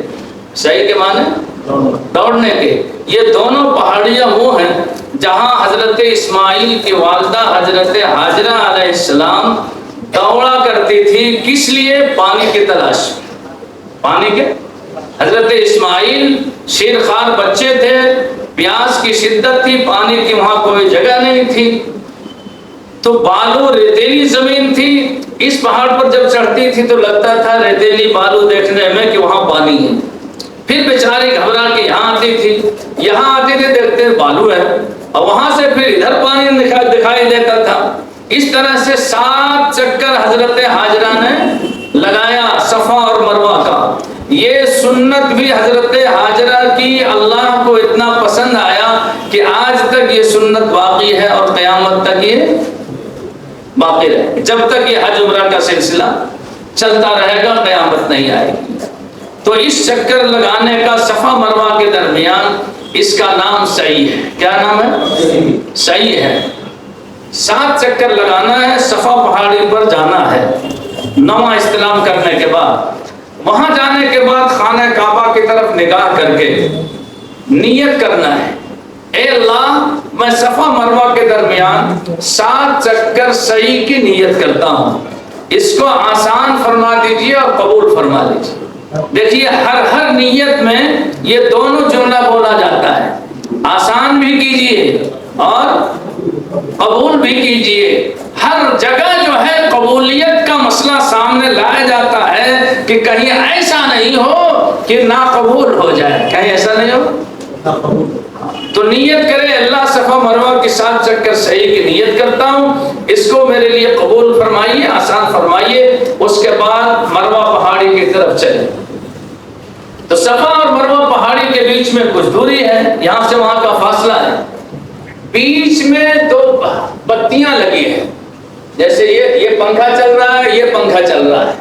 پورا ایریا وہ ہے جو اسکول کا ہے. یہ بیچ میں پنکھا، یہ بیچ میں پنکھا. اس پنکھا اور اس پنکھا کے دونوں کے بیچ میں 2 ہری بتیاں لگی ہوئی ہیں. یہی لائٹ لگی ہے، جو لائٹ ہے وہ ہرے رنگ کی ہوتی ہے. اس کو میلین اخضرین بولا جاتا ہے. 2 سبز بتیاں، ہری بتیاں. وہاں جب حاجی پہنچے یا عمرہ کرنے والا پہنچے تو اس پنکھے سے اس پنکھے تک جہاں تک وہ ہری بتی ہے، مرد حاجی کو اور عمرہ کرنے والے کو وہاں دوڑ کر چلنا ہے. کیا کرنا ہے؟ دوڑ کر چلنا ہے. اور عورتیں جو چلیں گی وہ اپنے نارمل حالات میں چلیں گی، جیسے نارمل چلتی. ان کو دوڑنا نہیں ہے. بہت سے احکام میں عورتوں اور مردوں کا فرق ہے. جیسے نماز میں عورت اور مرد کا فرق ہے، ویسے حج میں بھی عورت اور مرد کا کیا ہے؟ فرق ہے. جیسے مرد سلا ہوا کپڑا نہیں پہن سکتا، لیکن عورتوں کو سلا ہوا کپڑا پہننا ہے، وہ بلا سلا کپڑے نہیں پہنے. تو بہرحال اس میں بھی جو ہے عورتیں آہستہ نارمل چلیں گی دونوں بتیوں کے درمیان، مرد دوڑ کے چلیں گے. پھر جب بتی ختم ہو جائے گی تو پھر نارمل حالات میں مرد بھی چلے گا. اس طرح سے صفا سے مروہ تک جانا ہے. وہ دونوں ہری بتیاں ہیں، اس میں ایک دعا کا پڑھنا سنت ہے. اگر آپ حضرات کو یاد ہے تو بہت اچھی بات ہے، یاد نہیں ہے تو میں بتا دیتا ہوں. ابھی آپ کے پاس وقت ہے، اس کو جانے سے پہلے یاد کر لیجیے. اگر یاد نہیں بھی کر پائیں گے تب بھی آپ کے حج اور عمرے میں کوئی فرق نہیں آئے گا. دعا کیا ہے میں بتا دیتا ہوں. رب اغفر وارحم وانت الاعز الاکرم. چھوٹی سی دعا ہے. رب اغفر وارحم وانت الاعز الاکرم. اگر یاد کر سکتے ہیں تو ٹھیک، یہ دونوں ہری بتیوں کے بیچ میں پڑھنی. نہیں کر سکتے ہیں کوئی بات نہیں، اس سے کوئی حج اور عمرے میں فرق آنے والا نہیں ہے. تو اس طرح سے صفا سے مروہ پر جائیں گے، 1 چکر ہوگا. پھر صفا سے مروہ کی طرف آنا ہے، اس پہاڑی پہ پھر آئیں گے، یہ دوسرا چکر ہوگا. اس طرح سے صفا سے جو شروع ہوا ہے چکر، مروہ پہ جا کے 7 چکر ختم ہو جائے گا. حج کا یہ تیسرا کام ہے جس کو صفا اور مروہ پہاڑی کے درمیان چکر لگانا، جس کا نام سعی ہے. 3 کام ہو گیا عمرہ کا. اب چوتھا کام رہ گیا. چوتھا کام کیا ہے؟ حلق. حلق کہتے ہیں سر کے بال مڑانے کو. سر کا بال مڑانا اس کو حلق بولا جاتا ہے. مڑا بھی سکتے ہیں اور کٹا بھی سکتے ہیں. اگر کسی کو کٹانا ہے تو پورے بال کا 1/4 حصہ کم سے کم کٹانا ہوگا، تب وہ آدمی احرام سے نکلے گا، حلال ہوگا. اس لیے بہتر طریقہ یہ ہے کہ کٹا چھٹا مت کرے. کیا کرے؟ पूरा साफ कर ले। वो मरवा पर आपका चक्कर खत्म होगा, उसी में गेट मरवा से निकलने का बाहर है। गेट से आप निकलेंगे एक लाइन से यहाँ तक राजा बाजार दुकान पर जो है नाई की दुकान है, वहां लिखा रहेगा हल्लाक हल्लाक हल्लाक। हल्लाक कहते हैं अरबी में नवा को, समझ गए, जिसको हम लोग नवा ठाकुर कहते हैं। तो जिस तरफ से आप जाइएगा दुकान में मिलेगी आपको।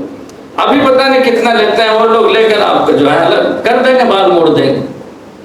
उससे अगर किसी को नहीं मुड़ाना है, खुद अगर कोई आदमी अपना सर मोड़ना जानता है तो अपने से रेजर लेके बाल आईना ले ले हाथ में और क्या करे, मोड़ ले।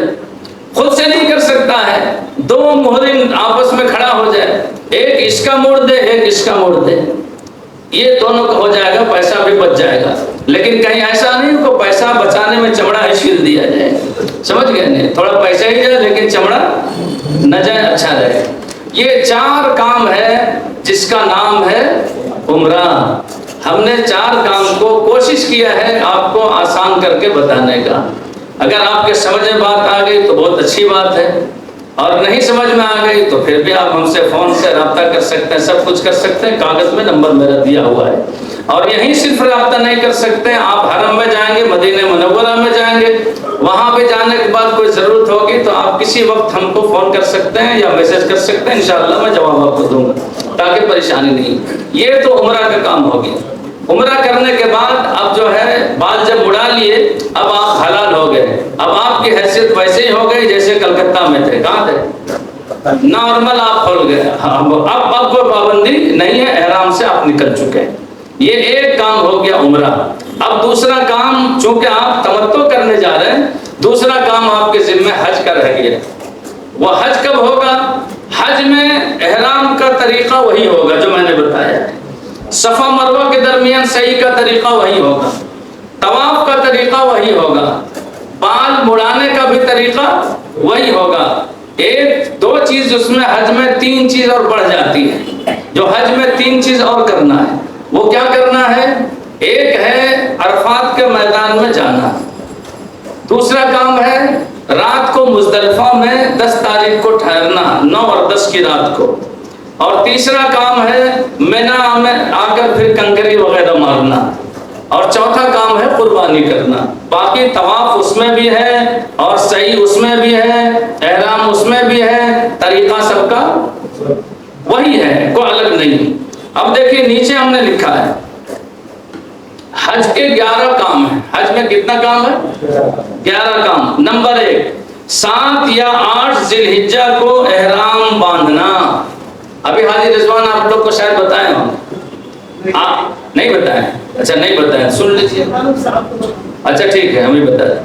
7 या 8 जिलहिज्जा हम इसलिए कह रहे हैं कि बहुत से लोग जो ले जाते हैं मुअल्लिमीन हजरत, वो चाहते हैं जल्दी अपने काम को निपटा दें। हम क्या करें? असल ये है कि 8 जिलहिज्जा के फज्र के नमाज के बाद आप एहराम बांध लीजिए और 8 जिलहिज्जा को मिना में जाना है, समझ रहे हैं?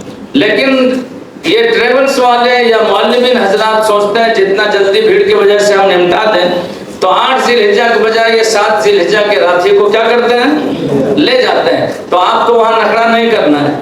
अगर वो ले जा रहे हैं तो आप उनके साथ चले जाइए, उनको भी सहूलत आपको भी सहूलत।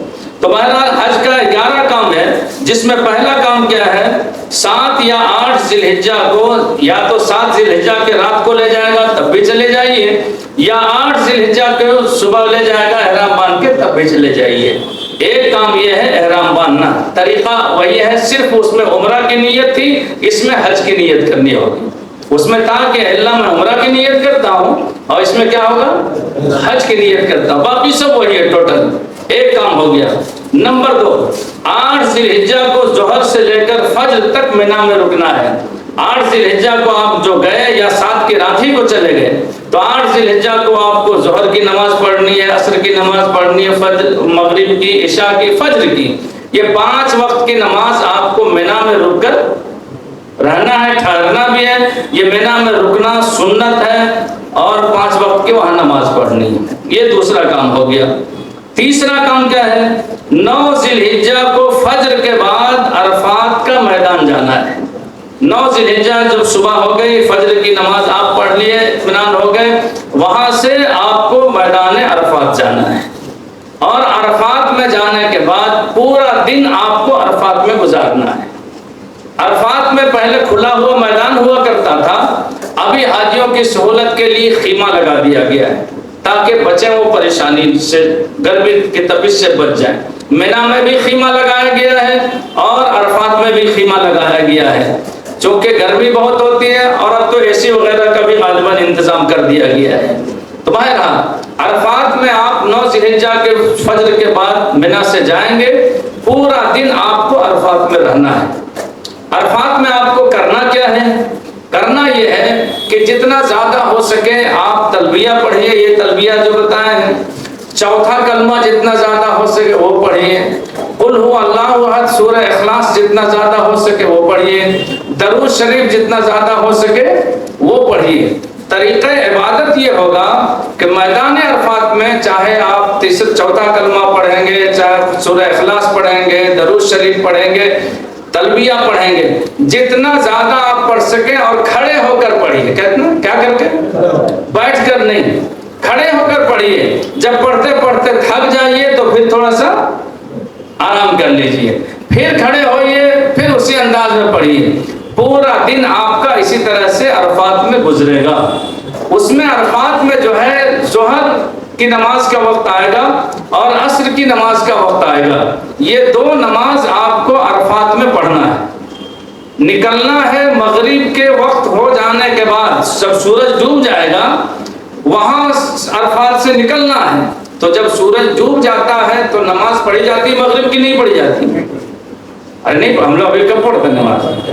پڑھی جاتی ہے، لیکن عرفات میں مغرب کی نماز آپ کو نہیں پڑھنا ہے، سورج ڈوب جائے تب بھی نہیں پڑھنا ہے، ظہر اور عصر کی نماز پڑھنا ہے۔ ظہر اور عصر کی نماز وہاں دو طرح سے ہوتی، کچھ لوگ وہاں ایک مسجد ہے بہت بڑی، تقریباً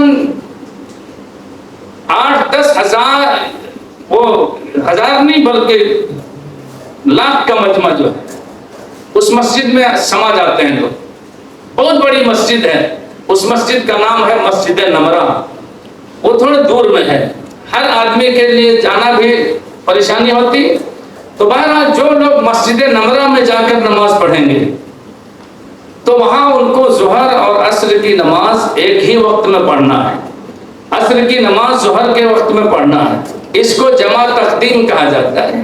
لیکن جو لوگ وہاں نہیں جا کے پڑھ رہے ہیں، اپنے اپنے خیمہ میں پڑھ رہے ہیں، اس کو نارمل نماز پڑھنا، جیسے ظہر کے وقت میں یہاں ظہر پڑھتے ہیں، عصر کے وقت میں عصر پڑھتے ہیں، چاہے جماعت سے پڑھیے چاہے الگ پڑھیے، ظہر کے وقت میں ظہر، عصر کے وقت میں عصر، اس طرح سے پورے عرفات میں اپنا وقت گزارنا ہے۔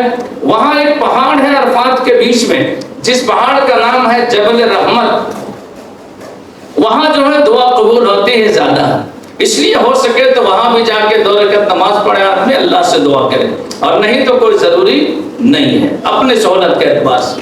اس طرح سے سورج ڈوب جائے گا، وہیں سورج ڈوبنے کے بعد آپ کو نکلنا ہے، اور وہاں سے نکل کر اب مزدلفہ جانا ہے۔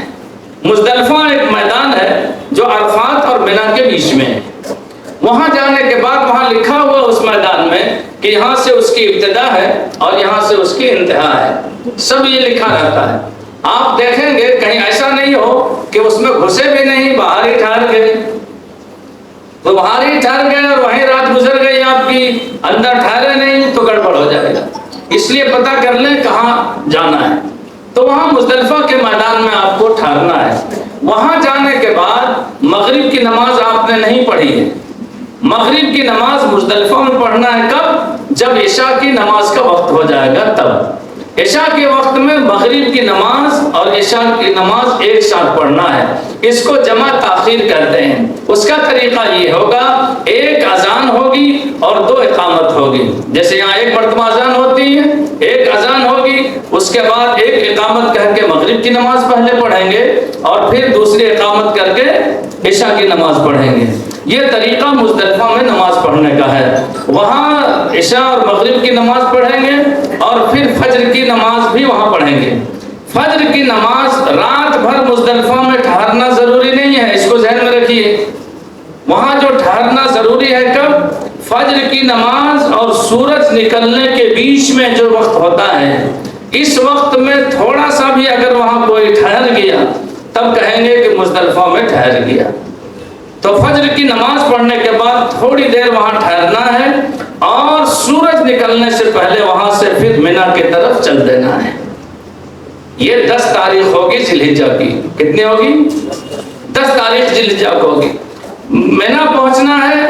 مینا جب مزدلفہ سے آپ نکلیں گے اور کچھ دور ذرا سا جائیں گے تو وہاں ایک مسجد ہے، جس مسجد کا نام ہے مسجد مشعر حرام، قرآن میں اس کا تذکرہ ہے۔ جب وہاں پہنچیے تو وہ جگہ جو ہے اس کو وادی محصر بولا جاتا ہے۔ وہ وادی کے معنی میدان، محصر اس کا نام ہے۔ وہ میدان وہاں جب پہنچیں گے اس مسجد کے قریب، اس میدان کے قریب، وہاں لکھا ہوا ہے وادی محصر۔ وہاں حاجیوں کو دوڑ کر چلنا ہے۔ کیا کرنا ہے؟ دوڑ کر، جیسے کوئی بھاگتا ہو ویسے دوڑ کر چلنا ہے۔ کیوں؟ اس لیے کہ وہی وہ جگہ ہے جہاں ابرہہ اور اس کے لشکر پر جو خانہ کعبہ کو ڈھانے کے لیے جا رہے تھے لوگ، اس پر اللہ کا عذاب وہیں آیا تھا۔ اس لیے وہ جگہ تو کہ گڑبڑ ہے، گڑبڑ لوگوں کی جگہ ہے، وہاں کیا کرنا ہے؟ دوڑ کے چلنا ہے۔ بہرحال وہاں سے دوڑ کے چلیے، پھر نارمل چال میں چلیے۔ مینا پہنچ جانا ہے 10 تاریخ کو۔ 10 تاریخ کو مینا پہنچنے کے بعد 2-3 کام کرنا ہے۔ نمبر 1، کچھ فریش ہونا ہے، فریش ہو لیجئے، کھا پی لیجئے۔ اس کے بعد سب سے پہلے 3 شیطان کے جو وہ پلر بنا ہوا ہے، جس کا نام ہے جمرہ عقبہ، جمرہ وسطیٰ، جمرہ اولا۔ بڑا جو ہے شیطان، اس کا نام ہے جمرہ عقبہ۔ 10 تاریخ کو مینا پہنچنے کے بعد زوال سے پہلے ہی کنکری مارنے کا وقت ہو جاتا ہے۔ آپ تھوڑا فریش ہو لیجئے، اس کے بعد جائیے۔ 10 تاریخ کو صرف بڑے شیطان کو کنکر مارنا ہے اور مار کے پھر وہاں سے چلے آئیے۔ چلے آنے کے بعد اپنا جو ہے عبادت کیجیے، نارمل نماز وقت میں نماز پڑھیے اور وہ سب تلبیہ وغیرہ کرتے رہیے جو کرنا ہے۔ اس کے بعد جب پتھر مار لیا بڑے شیطان کو، دوسرا کام اس دن کرنا ہے کہ قربانی کرنی۔ قربانی کا تو آپ لوگ کیسے کیسے سیٹنگ کیے ہوں گے آپ جانیے۔ جیسے جس کو سہولت ہو وہ قربانی کرا لے۔ جب قربانی ہو جائے آپ کی اور آپ کو خبر مل جائے کہ قربانی میری ہو چکی ہے، تو تیسرا کام کرنا ہے یہ بال موڑنا ہے، جس کو حلق بولتے ہیں۔ یہ سب کام مینا میں 10 تاریخ کو کرنا ہے۔ بڑے شیطان کو کنکری مارنا ہے اور قربانی کرنی ہے، اس کے بعد بال مڑانا ہے۔ چوتھا کام اس دن کرنا ہے، وہاں سے فارغ ہونے کے بعد پھر آپ کو مکہ آنا ہے اور مکہ آنے کے بعد خانہ کعبہ کا طواف کرنا ہے۔ طواف کا طریقہ آپ کو سب ہم بتا چکے ہیں۔ اور 5واں کام سعی کرنا ہے، پھر صفا مروہ کی سعی کرنی ہے اور اس کے بعد جو ہے آپ کا مسئلہ کلیئر ہو جاتا ہے، حج بھی آپ کا مکمل ہو جائے گا۔ یہ ہے حج کے کام اور اس انداز میں حج آپ کو کرنا ہے۔ کاغذ ہم کو آپ کو دے دیے ہیں، سہولت کے لیے دیکھتے رہیے گا۔ مزید کہیں ضرورت ہو تو رابطہ کریے گا انشاءاللہ۔ سمجھ گئے نا؟ ہاں، اور وہاں جب رہیے تو خوب دعاؤں کا اہتمام کیجیے۔ یہ تو مکہ کا کام ہو گیا۔ حج اور عمرہ کا تعلق صرف مکے سے ہے، مدینہ سے نہیں ہے۔ مدینہ جب آپ زیارت میں جائیں گے تو وہ بتا ہی دیے کہاں کہاں گھومنا ہے، وہ تو اتنا گھما دیا آپ کو کہ یہیں گھوم گیا۔ میں صرف ایک بات بتا دینا چاہتا ہوں کہ مدینے کی سرزمین میں آپ کا وقت ایسا گزرے کہ کوشش کیجئے پوری کہ کوئی بے ادبی نہیں ہونے پر۔ کیا صرف ایک واقعہ بتا دیتا ہوں، قربان جائیے اس عالم دین کے نام پر جس کو امام اعظم ابو حنیفہ رحمۃ اللہ علیہ کہتے ہیں۔ ایک مرتبہ مدینہ منورہ میں تشریف لے گئے، 11 دن تک مدینے میں قیام کیا۔ 11 دن گزر جانے کے بعد واپسی کی اجازت اہل مدینہ سے چاہی تو لوگوں نے رکنے پر مجبور کیا کہ حضرت تھوڑا سا اور وقت دے دیجیے۔ امام صاحب نے فرمایا کہ اب گنجائش نہیں، اب میں رک ہی نہیں سکتا۔ مدینہ والوں نے سمجھا کہ لگتا ہے ہم لوگوں سے کوئی غلطی بے ادبی ہو گئی ہے اور ناراض ہو گئے، جس کی بنیاد پر رکنا نہیں چاہتے، لیکن مسئلہ کوئی دوسرا تھا۔ وہ لوگ اصرار کرتے رہے اور امام صاحب انکار کرتے رہے. آخر میں ان لوگوں نے کہا حضرت آپ نہیں رکیں گے چلیے وہ ہم لوگ مان لیتے ہیں، لیکن کم از کم اتنا بتا دیجئے تاکہ ہم لوگ سمجھ جائیں کہیں ہم لوگوں سے کوئی غلطی تو نہیں ہوئی ہے اور اس سے ہم لوگ جو ہے باز آ جائیں. حضرت امام ابو حنیفہ رحمۃ اللہ علیہ نے فرمایا کہ نہیں، تم لوگوں سے کوئی غلطی نہیں ہوئی ہے، میں تو بتانا نہیں چاہتا تھا، میں چاہ رہا تھا کہ یہ معاملہ میرے اور میرے اللہ کے درمیان ہو، لیکن تم لوگوں نے جب مجبور کر دیا تو بحالت مجبوری مجھ کو کہنا پڑ رہا ہے. آج 11 دن مکمل ہو گئے، آج تک میں نے پیشاب اور پخانہ نہیں کیا ہے. آج تک میں نے پیشاب پخانہ نہیں کیا ہے، ایک وضو سے آج تک نماز پڑھ رہا ہوں، اور اب پخانہ اور استنجا کی خواہش ہو رہی ہے، اب میں اس کو روک نہیں سکتا، اور میں یہاں اس لیے نہیں پیشاب پخانہ کرنا چاہتا ہوں کہ میں سوئے شرم آتی ہے کہ جس زمین پر نبی کا قدم پڑا ہے وہاں امام اعظم کا پیشاب پڑے، یہ گوارا مجھ کو نہیں. تو یہ تو بڑے حضرات تھے، ان کی شان الگ ہے. اب آپ لوگ پیشاب پخانہ نہیں روکیے گا نہ، پھر ڈاکٹر کے یہاں جانا پڑے گا. وہ لوگ ایسے تھے، اللہ نے ہر زمانے میں ایسی ایسی شخصیتوں کو پیدا کیا ہے اور اس کا نظام بھی پیدا کیا ہے. بہرحال میں بتانا چاہتا ہوں کہ مدینہ پاک بہت ہی معظم جگہ ہے. وہاں جیسے آپ پہنچیں گے مدینہ، جب قریب جیسے جیسے آ جائے تو آپ کی زبان پر درود کی کثرت ہونے لگے. ہاں، ادھر ادھر کی بات نہ کریں. جب مدینہ پہنچے تو ادب کا تقاضا یہ کہ کثرت سے جتنا درود پڑھ سکتے ہیں درود شریف پڑھیے، وہ درود پڑھیے جو درود نماز میں آپ پڑھتے ہیں.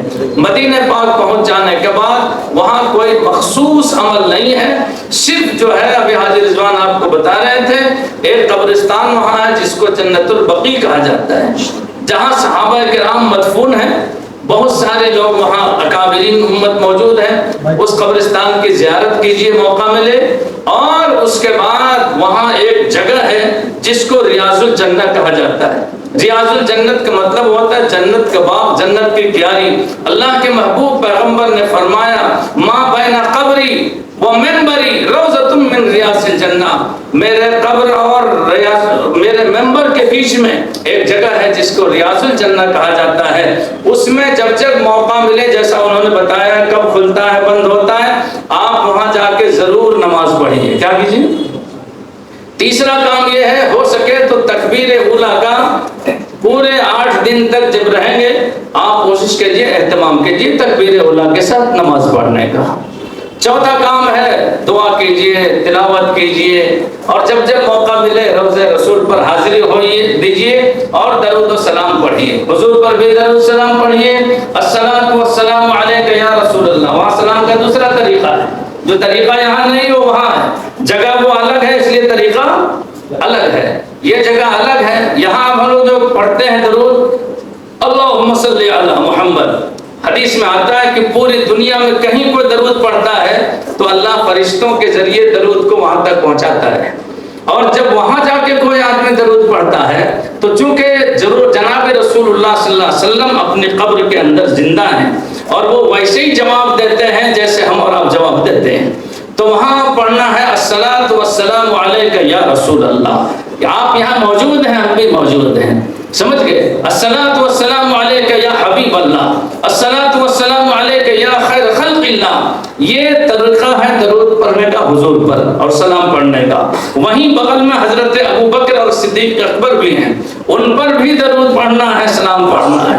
الصلاۃ والسلام علیک یا خلیفۃ رسول اللہ ابوبکر صدیق رضی اللہ تعالیٰ عنہ. الصلاۃ والسلام علیک خلیفۃ رسول اللہ عمر بن الخطاب رضی اللہ تعالیٰ عنہ. اس طرح سے پڑھنا ہے. یہ سب کام مدینہ کا ہے، لیکن ان تمام کاموں کا تعلق حج سے کچھ نہیں ہے. صرف زیارت اور ثواب کا کام یہاں لینا ہے. حج کا کام صرف مکے میں، حج عمرہ کا جو میں نے بتا دیا. اب جلدی سے اگر کسی کو کچھ اور پوچھنا سمجھنا ہو تو پوچھ سکتے ہیں، مردوں کو بھی عورتوں کو بھی. مائک لے کر آ رہے عورتوں کے پاس.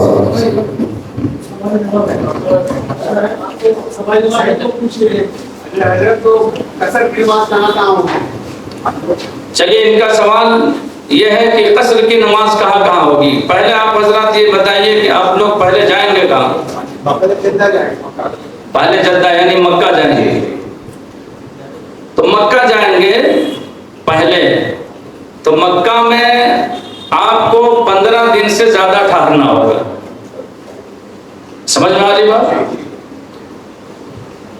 اور وہ 15 دن سے زیادہ جو ٹھہریں گے تو جگہ بھی الگ الگ بدلے گی.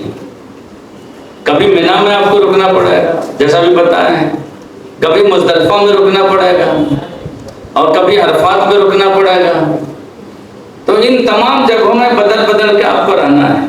لیکن پہلے جو تھا مینا الگ تھا, عرفات الگ تھا, مزدلفہ الگ تھا, یعنی سب اس کا کارپوریشن الگ الگ تھا, الگ الگ حصہ تھا.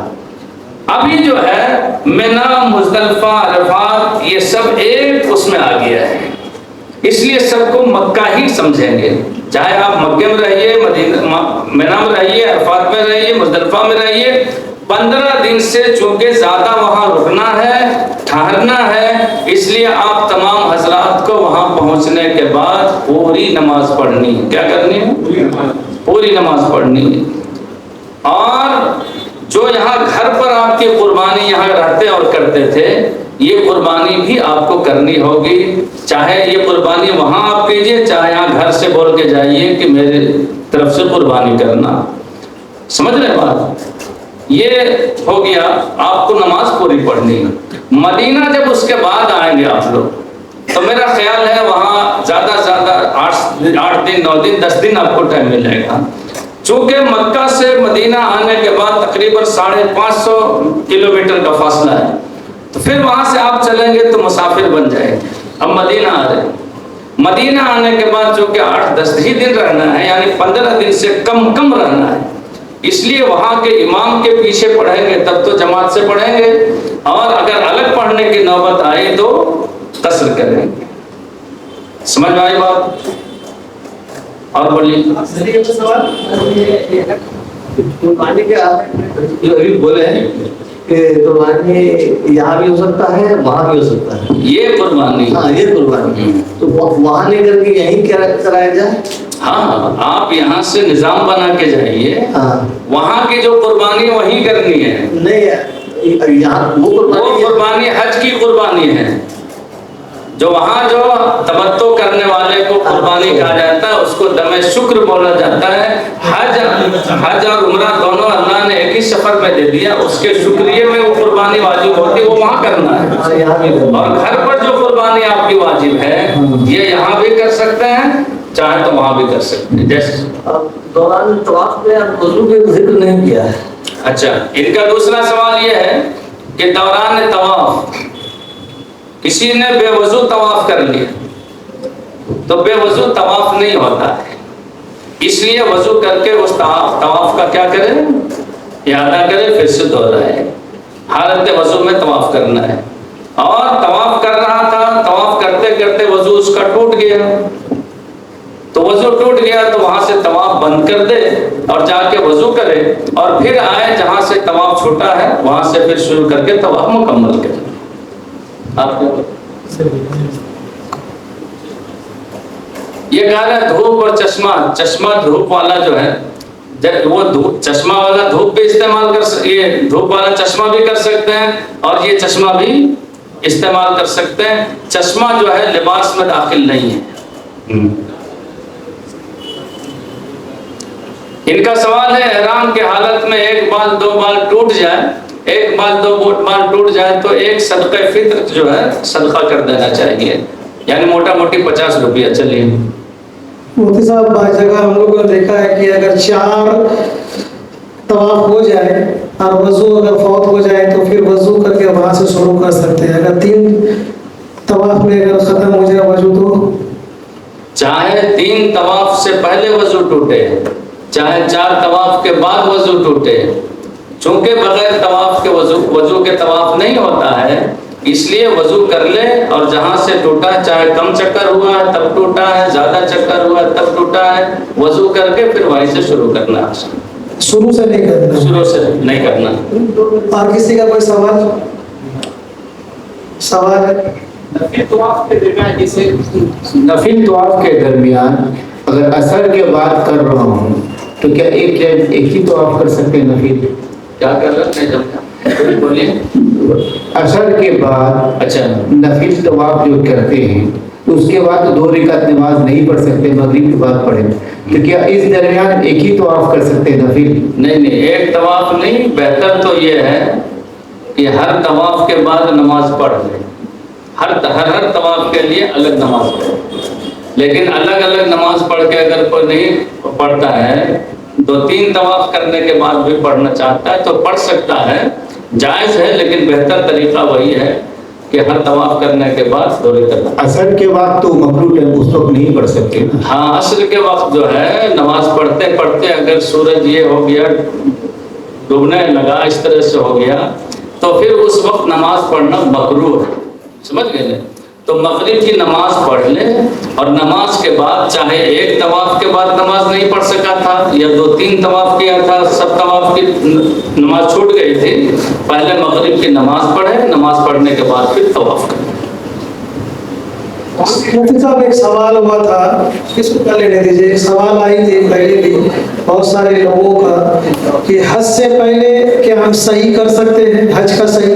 حج سے پہلے ایک نفلی طواف کر کے صحیح کر سکتے ہیں، وہ صحیح کافی ہو جائے گا، پھر صحیح الگ سے کرنے کی ضرورت نہیں۔ تو یہ ترتیب وہاں نہیں آ رہی ہے تو جائز صحیح ہے؟ ہاں صحیح ہے۔ ٹھیک ہے بھائی، کسی نے سوال کیا تھا مومن ہائی اسکول میں، اس کا جواب آپ لوگوں کو واضح ہو گیا؟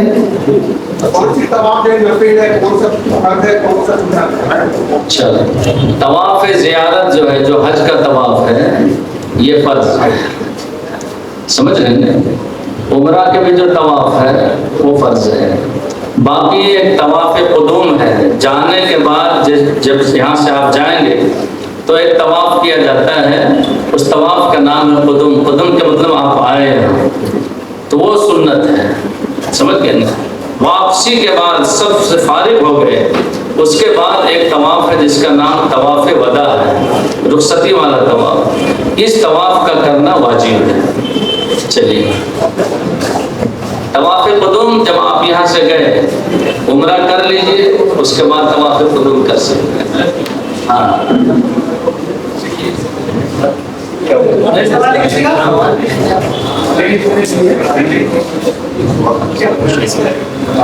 مفتی صاحب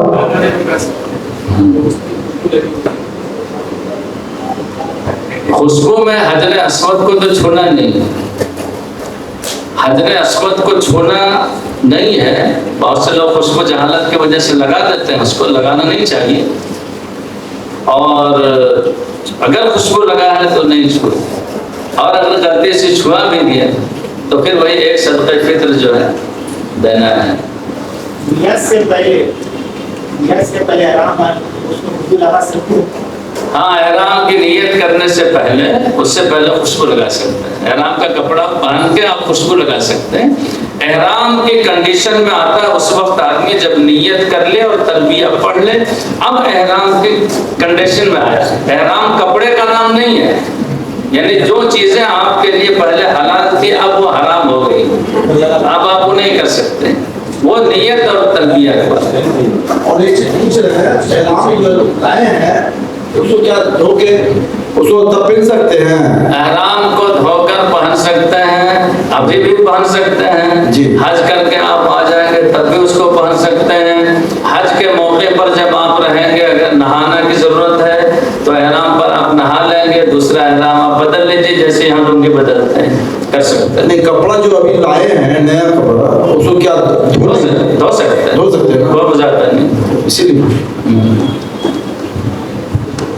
مفتی صاحب اس میں ایک سوال ہے کہ طائف سے آتے وقت عمرہ کرنا ضروری ہے؟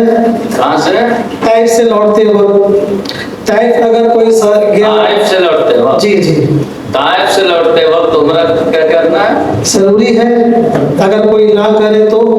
طائف سے لوٹتے وقت عمرہ کا کتنا فاصلہ ہے؟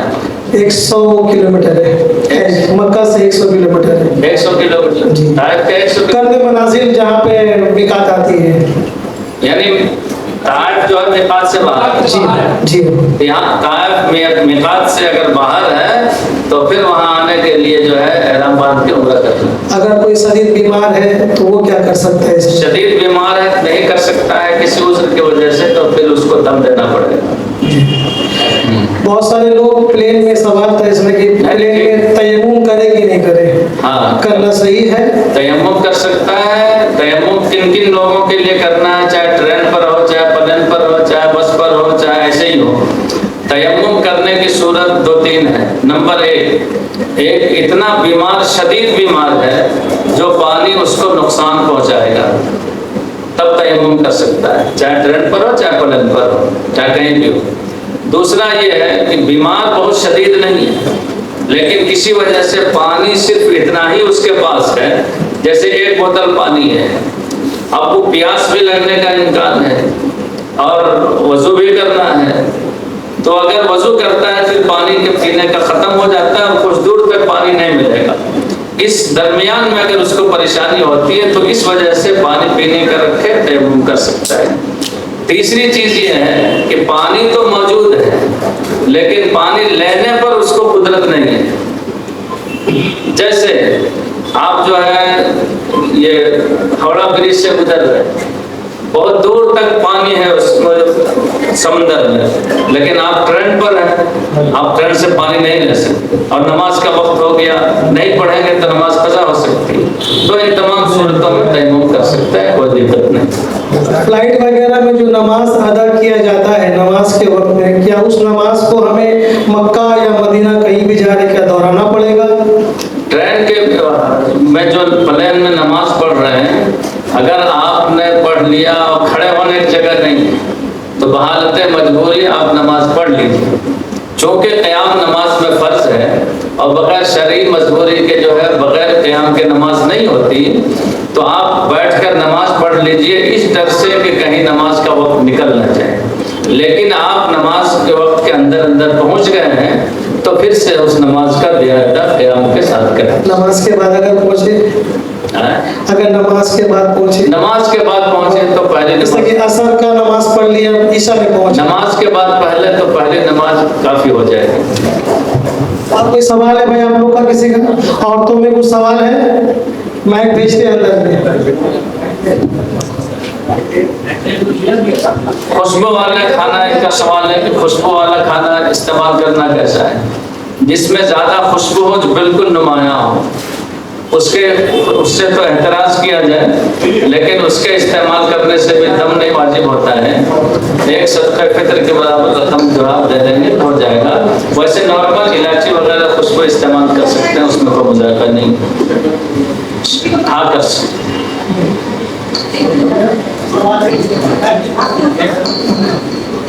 और औरतों को अगर कुछ समझना है, अच्छा आप लोगों को कुछ समझ बोलेंगे। सफर में जब तक आप रहेंगे, जब तक वहाँ मक्का पहुँच नहीं जाएंगे, तब तक फ्लाइट में जो नमाज का वक्त आएगा वो कसर हो, हालत सफर में।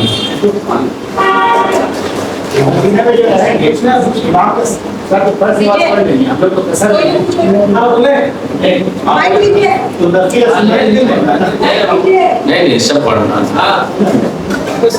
नमाज जो कसर होती है हालत सफर में, उसमें सुन्नत और नफिल के कसर नहीं है। अगर नॉर्मल हालात में है, जैसे 15 दिन हम वहाँ रुक रहे तो सुन्नत भी नफिल भी जैसे यहाँ पढ़ते हैं वहाँ पढ़ते हैं। हाँ मदीने में भी कसर के हालत में भी सुन्नत और नफिल अगर आप इत्मीनान 8 दिन ठहरना है तो नॉर्मल जैसे यहाँ पढ़ते हैं पढ़ना। मुफ्ती साहब, मुझे जैसा आप बताए थे कि बगैर तवाफ के अगर कोई मर्द और औरत अपने मुल्क वापस आ गया तो तब तक वो मर्द और औरत एक दूसरे पर हराम है जब तक तवाफ ना करे। इनका सवाल ये है कि तवाफ ज़ियारत जो हज का तवाफ है, ये तवाफ फर्ज है। किसी वजह से शौहर ने तवाफ नहीं किया, बगैर तवाफ के चलाया, या शौहर ने कर लिया, साथ में बीवी है उसने नहीं किया और बगैर तवाफ के चले आए, تو پھر یہاں جب تک رہیں گے بغیر طواف کے میاں بیوی ایک دوسرے کے لیے حلال نہیں ہو، یعنی طلاق نہیں ہوگی، لیکن پہلے جیسے میاں بیوی کی طرح رہتے تھے وہ خاص صورت جو ہے اختیار نہیں کر سکتے، حلال نہیں ہوگی جب تک وہاں جا کر پھر طواف کریں گے نہیں۔ کچھ مسئلہ ایسا ہوتا ہے جہاں عورتیں مجبور ہوتی ہیں، مرد کو اتنی پریشانی نہیں ہوتی ہے، لیکن عورتوں کے ساتھ کچھ اندرونی مسائل ہوتے ہیں، جیسے عورتوں کے ماہواری کی شکل ہے، اس میں جو ہے طواف چونکہ حالت ناپاکی میں نہیں کر سکتے، اور جب وہ مردوں عورتوں کے ساتھ وہ مسئلہ آتا ہے تو وہ ناپاک ہو جاتی ہے۔ تو ناپاک کی حالت میں صرف طواف اس کو نہیں کرنا ہے، باقی صحیح کر سکتی ہے اور کنکری مار سکتی ہے، قربانی سب کر سکتی ہے، صرف طواف زیارت یا کوئی بھی طواف ناپاکی کی حالت میں نہیں کر سکتی۔ اب کوئی عورت ہے جس کو وہاں اسی وقت میں جب طواف کرنا تھا اور وہ ماہواری شروع ہو گئی اس کی، اور جب تک طواف کا وقت رہتا ہے یعنی 12 تاریخ کے غروب آفتاب تک، تب تک اس کے پاک ہونے کا امکان نہیں، اور اس کے بعد بھی اس کا ٹائم ابھی باقی ہے پاک ہونے کا، لیکن اتنا ہی باقی ہے کہ پاک ہونے سے پہلے واپسی کا وقت بھی ہو جانا اس کا، یعنی اب اگر اس کا انتظار کریں گے تو پھر ہم واپس نہیں جا سکتے۔ اگر وہ عورت یا مرد جو اس کے ساتھ ہے اگر ٹائم میں کوئی آگے بڑھوتری ہو سکتی ہے کروا سکتا ہے، تب تو اس کو ٹکٹ آگے بڑھانا ہے، اور جب وہ عورت پاک ہو جائے تو پھر پاک ہونے کے بعد طواف زیارت اس کو کرنا ہے۔ سمجھ رہے ہیں؟ طواف زیارت اس صورت میں کرنے کے بعد ایک دم اس کو واجب دینا ہے۔ یہ جو لوگوں میں مشہور ہے کہ طواف زیارت کا آخری وقت 12 تاریخ کے شام تک ہے، غروب تک ہے، اس کا مطلب آپ لوگ کیا سمجھے ہیں؟ یہ بتایا گیا نا آپ لوگ، طواف زیارت جو حج کے بعد حج میں طواف ہے اس کا ٹائم جو ہے 10 تاریخ 11 تاریخ 12 تاریخ کو غروب آفتاب سے پہلے کتابوں میں آپ دیکھیں گے یا بتانے والے بھی بتاتے ہیں کہ 12 تاریخ سے پہلے وہ طواف کر لینا ہے۔ اس کا مطلب لوگ سمجھتے ہیں کہ 12 تاریخ کے بعد نہیں کر سکتے ہیں، ایسا کوئی مسئلہ نہیں۔ 12 تاریخ کی شام تک غروب ہونے سے پہلے طواف کا کرنا واجب ہے۔ اگر کسی وجہ سے نہیں کر سکا تو واجب چھوٹے گا، لیکن اس کا وقت پوری زندگی باقی رہتا ہے۔ جب بھی طواف کرے گا اس کے بعد یعنی 12 تاریخ کے غروب کے بعد جب بھی طواف کرے گا طواف ہو جائے گا، لیکن ایک دم دینا پڑے گا یعنی قربانی کرنی پڑے گی۔ یہ تو اس آدمی کے لیے ہے جو 12 تاریخ کے بعد طواف کر رہا ہے۔ عورتوں کا مسئلہ جو بھی چل رہا تھا کہ اس کو حیض کی وجہ سے ٹائم بھی نہیں مل رہا ہے کہ جب تک وہ پاک ہوگی اور ناپاکی میں کر نہیں سکتی طواف، اور پاک جب تک ہوگی تب تک واپسی کا وقت ہو جا رہا ہے، تو ایسی مجبوری کی صورت میں اس عورت کے لیے یہ گنجائش شریعت نے دیا ہے کہ چونکہ بغیر طواف کے حلال نہیں ہوگی شوہر کے لیے، اس لیے اسی ناپاکی کی حالت میں اس کو طواف کر لینا ہے۔ سمجھ رہے ہیں؟ ناپاکی کی حالت ہی میں طواف کر لینا ہے، لیکن طواف میں ایک دم اس کو بھی دینا پڑے گا، لیکن یہ دم اس دم سے ذرا تھوڑا ہائی لیول کا ہے۔ اس دم کو بدنا کہا جاتا ہے، یعنی خصی وغیرہ کی قربانی سے کام نہیں چلے گا، یا تو گورو دینا پڑے گا یا تو اونٹ دینا پڑے گا۔ اب یہ ہے کہ یہ صورت وہاں پیش آ گئی، ناپاکی کی حالت میں مجبوری کی حالت میں اس نے کر لیا، اور اتنا پیسہ بھی نہیں پاس میں بچا کہ اونٹ خرید کے وہاں دم دے سکے، تو اسی وقت دینا ضروری نہیں ہے۔ وہ شوہر میاں بیوی دونوں گھر چلے آئیں، یہاں آنے کے بعد اب کوئی جب جاتا ہے وہاں بہت سارے لوگ جاتے ہی رہتے ہیں، اس کو پیسہ دے دے اور کہے کہ وہاں ایک اونٹ خرید کے یا گھر خرید کے قربانی کر دینا، اس کا وقت کرنا باقی رہتا ہے۔ یہ گھر میں نہیں کرا سکتا، وہی کرنا ہوگا۔ بات سمجھ میں آئی؟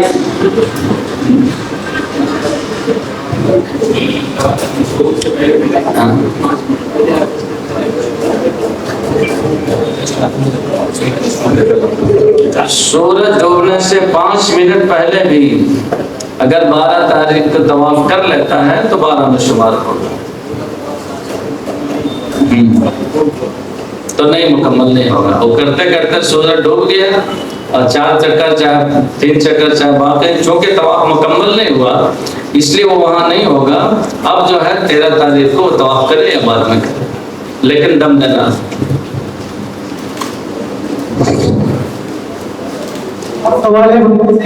सवाल है किसी का तो पूछ ले इंशाल्लाह। देखिए जाने से पहले सारा डाउट जो है क्लियर हो जाना चाहिए।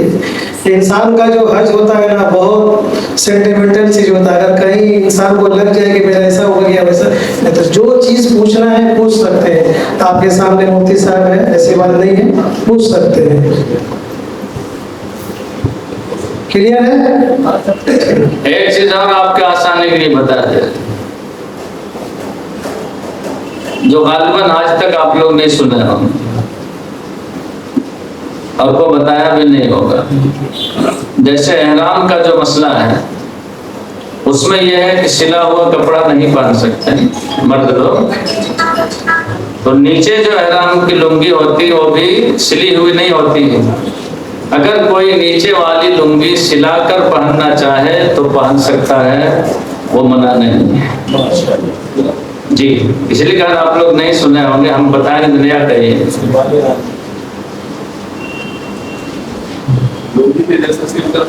जैसे लुंगी और कैसे सिले एहराम को नीचे का हिस्से का सिलवा दिया जाए तो आप एहराम में जंगिया वगैरह नहीं पहन सकते। नहीं, एहराम जो नीचे वाले जो जिसका पहनते हैं हम लोग, उसको अगर सिलवा लिया जाए तो बेहतर इसलिए है ताकि खुलने उलने का इम्कान नहीं होगा। ये मसला आप लोग सुने नहीं होंगे इसलिए मैं बता रहा हूँ। और बताने वाले भी बेचारे नहीं बता पाते, नहीं जानते हैं, इसलिए मैं आसानी के लिए बता दे रहा हूँ। किसी को शक और सुभाव मेरे मसले में तो आप मेरे पास आए, किताब में आपको दिखा देता जी। मान लिया जाए इसमें नहीं, नीचे तो सेफ्टी पिन मारने क्या जरूरत है, सिलाई कर लीजिए। तो उतने जमत करने के जब शरीयत ने जायज कहा है, वही तो हम भी कर रहे हैं। सुना आप लोगों ने वही है, वो कपड़ा सिला हुआ जो है, सिला हुआ कपड़ा से मुराद वो है जो किसी बदन के खास हिस्से की हैत पर सिला गया हो। जैसे ये बांह है तो बांह एक है, अब इस कपड़े जो सिला गया है तो एक हिस्सा उज़्व के तौर पर इसको सिला गया है, इसको कहा जाता है सिला हुआ कपड़ा। और लुंगी जो सिली है वो बदन के हैत पर किसी मखसूस हिस्से पर नहीं है, इसलिए इसमें और उसमें फर्क है।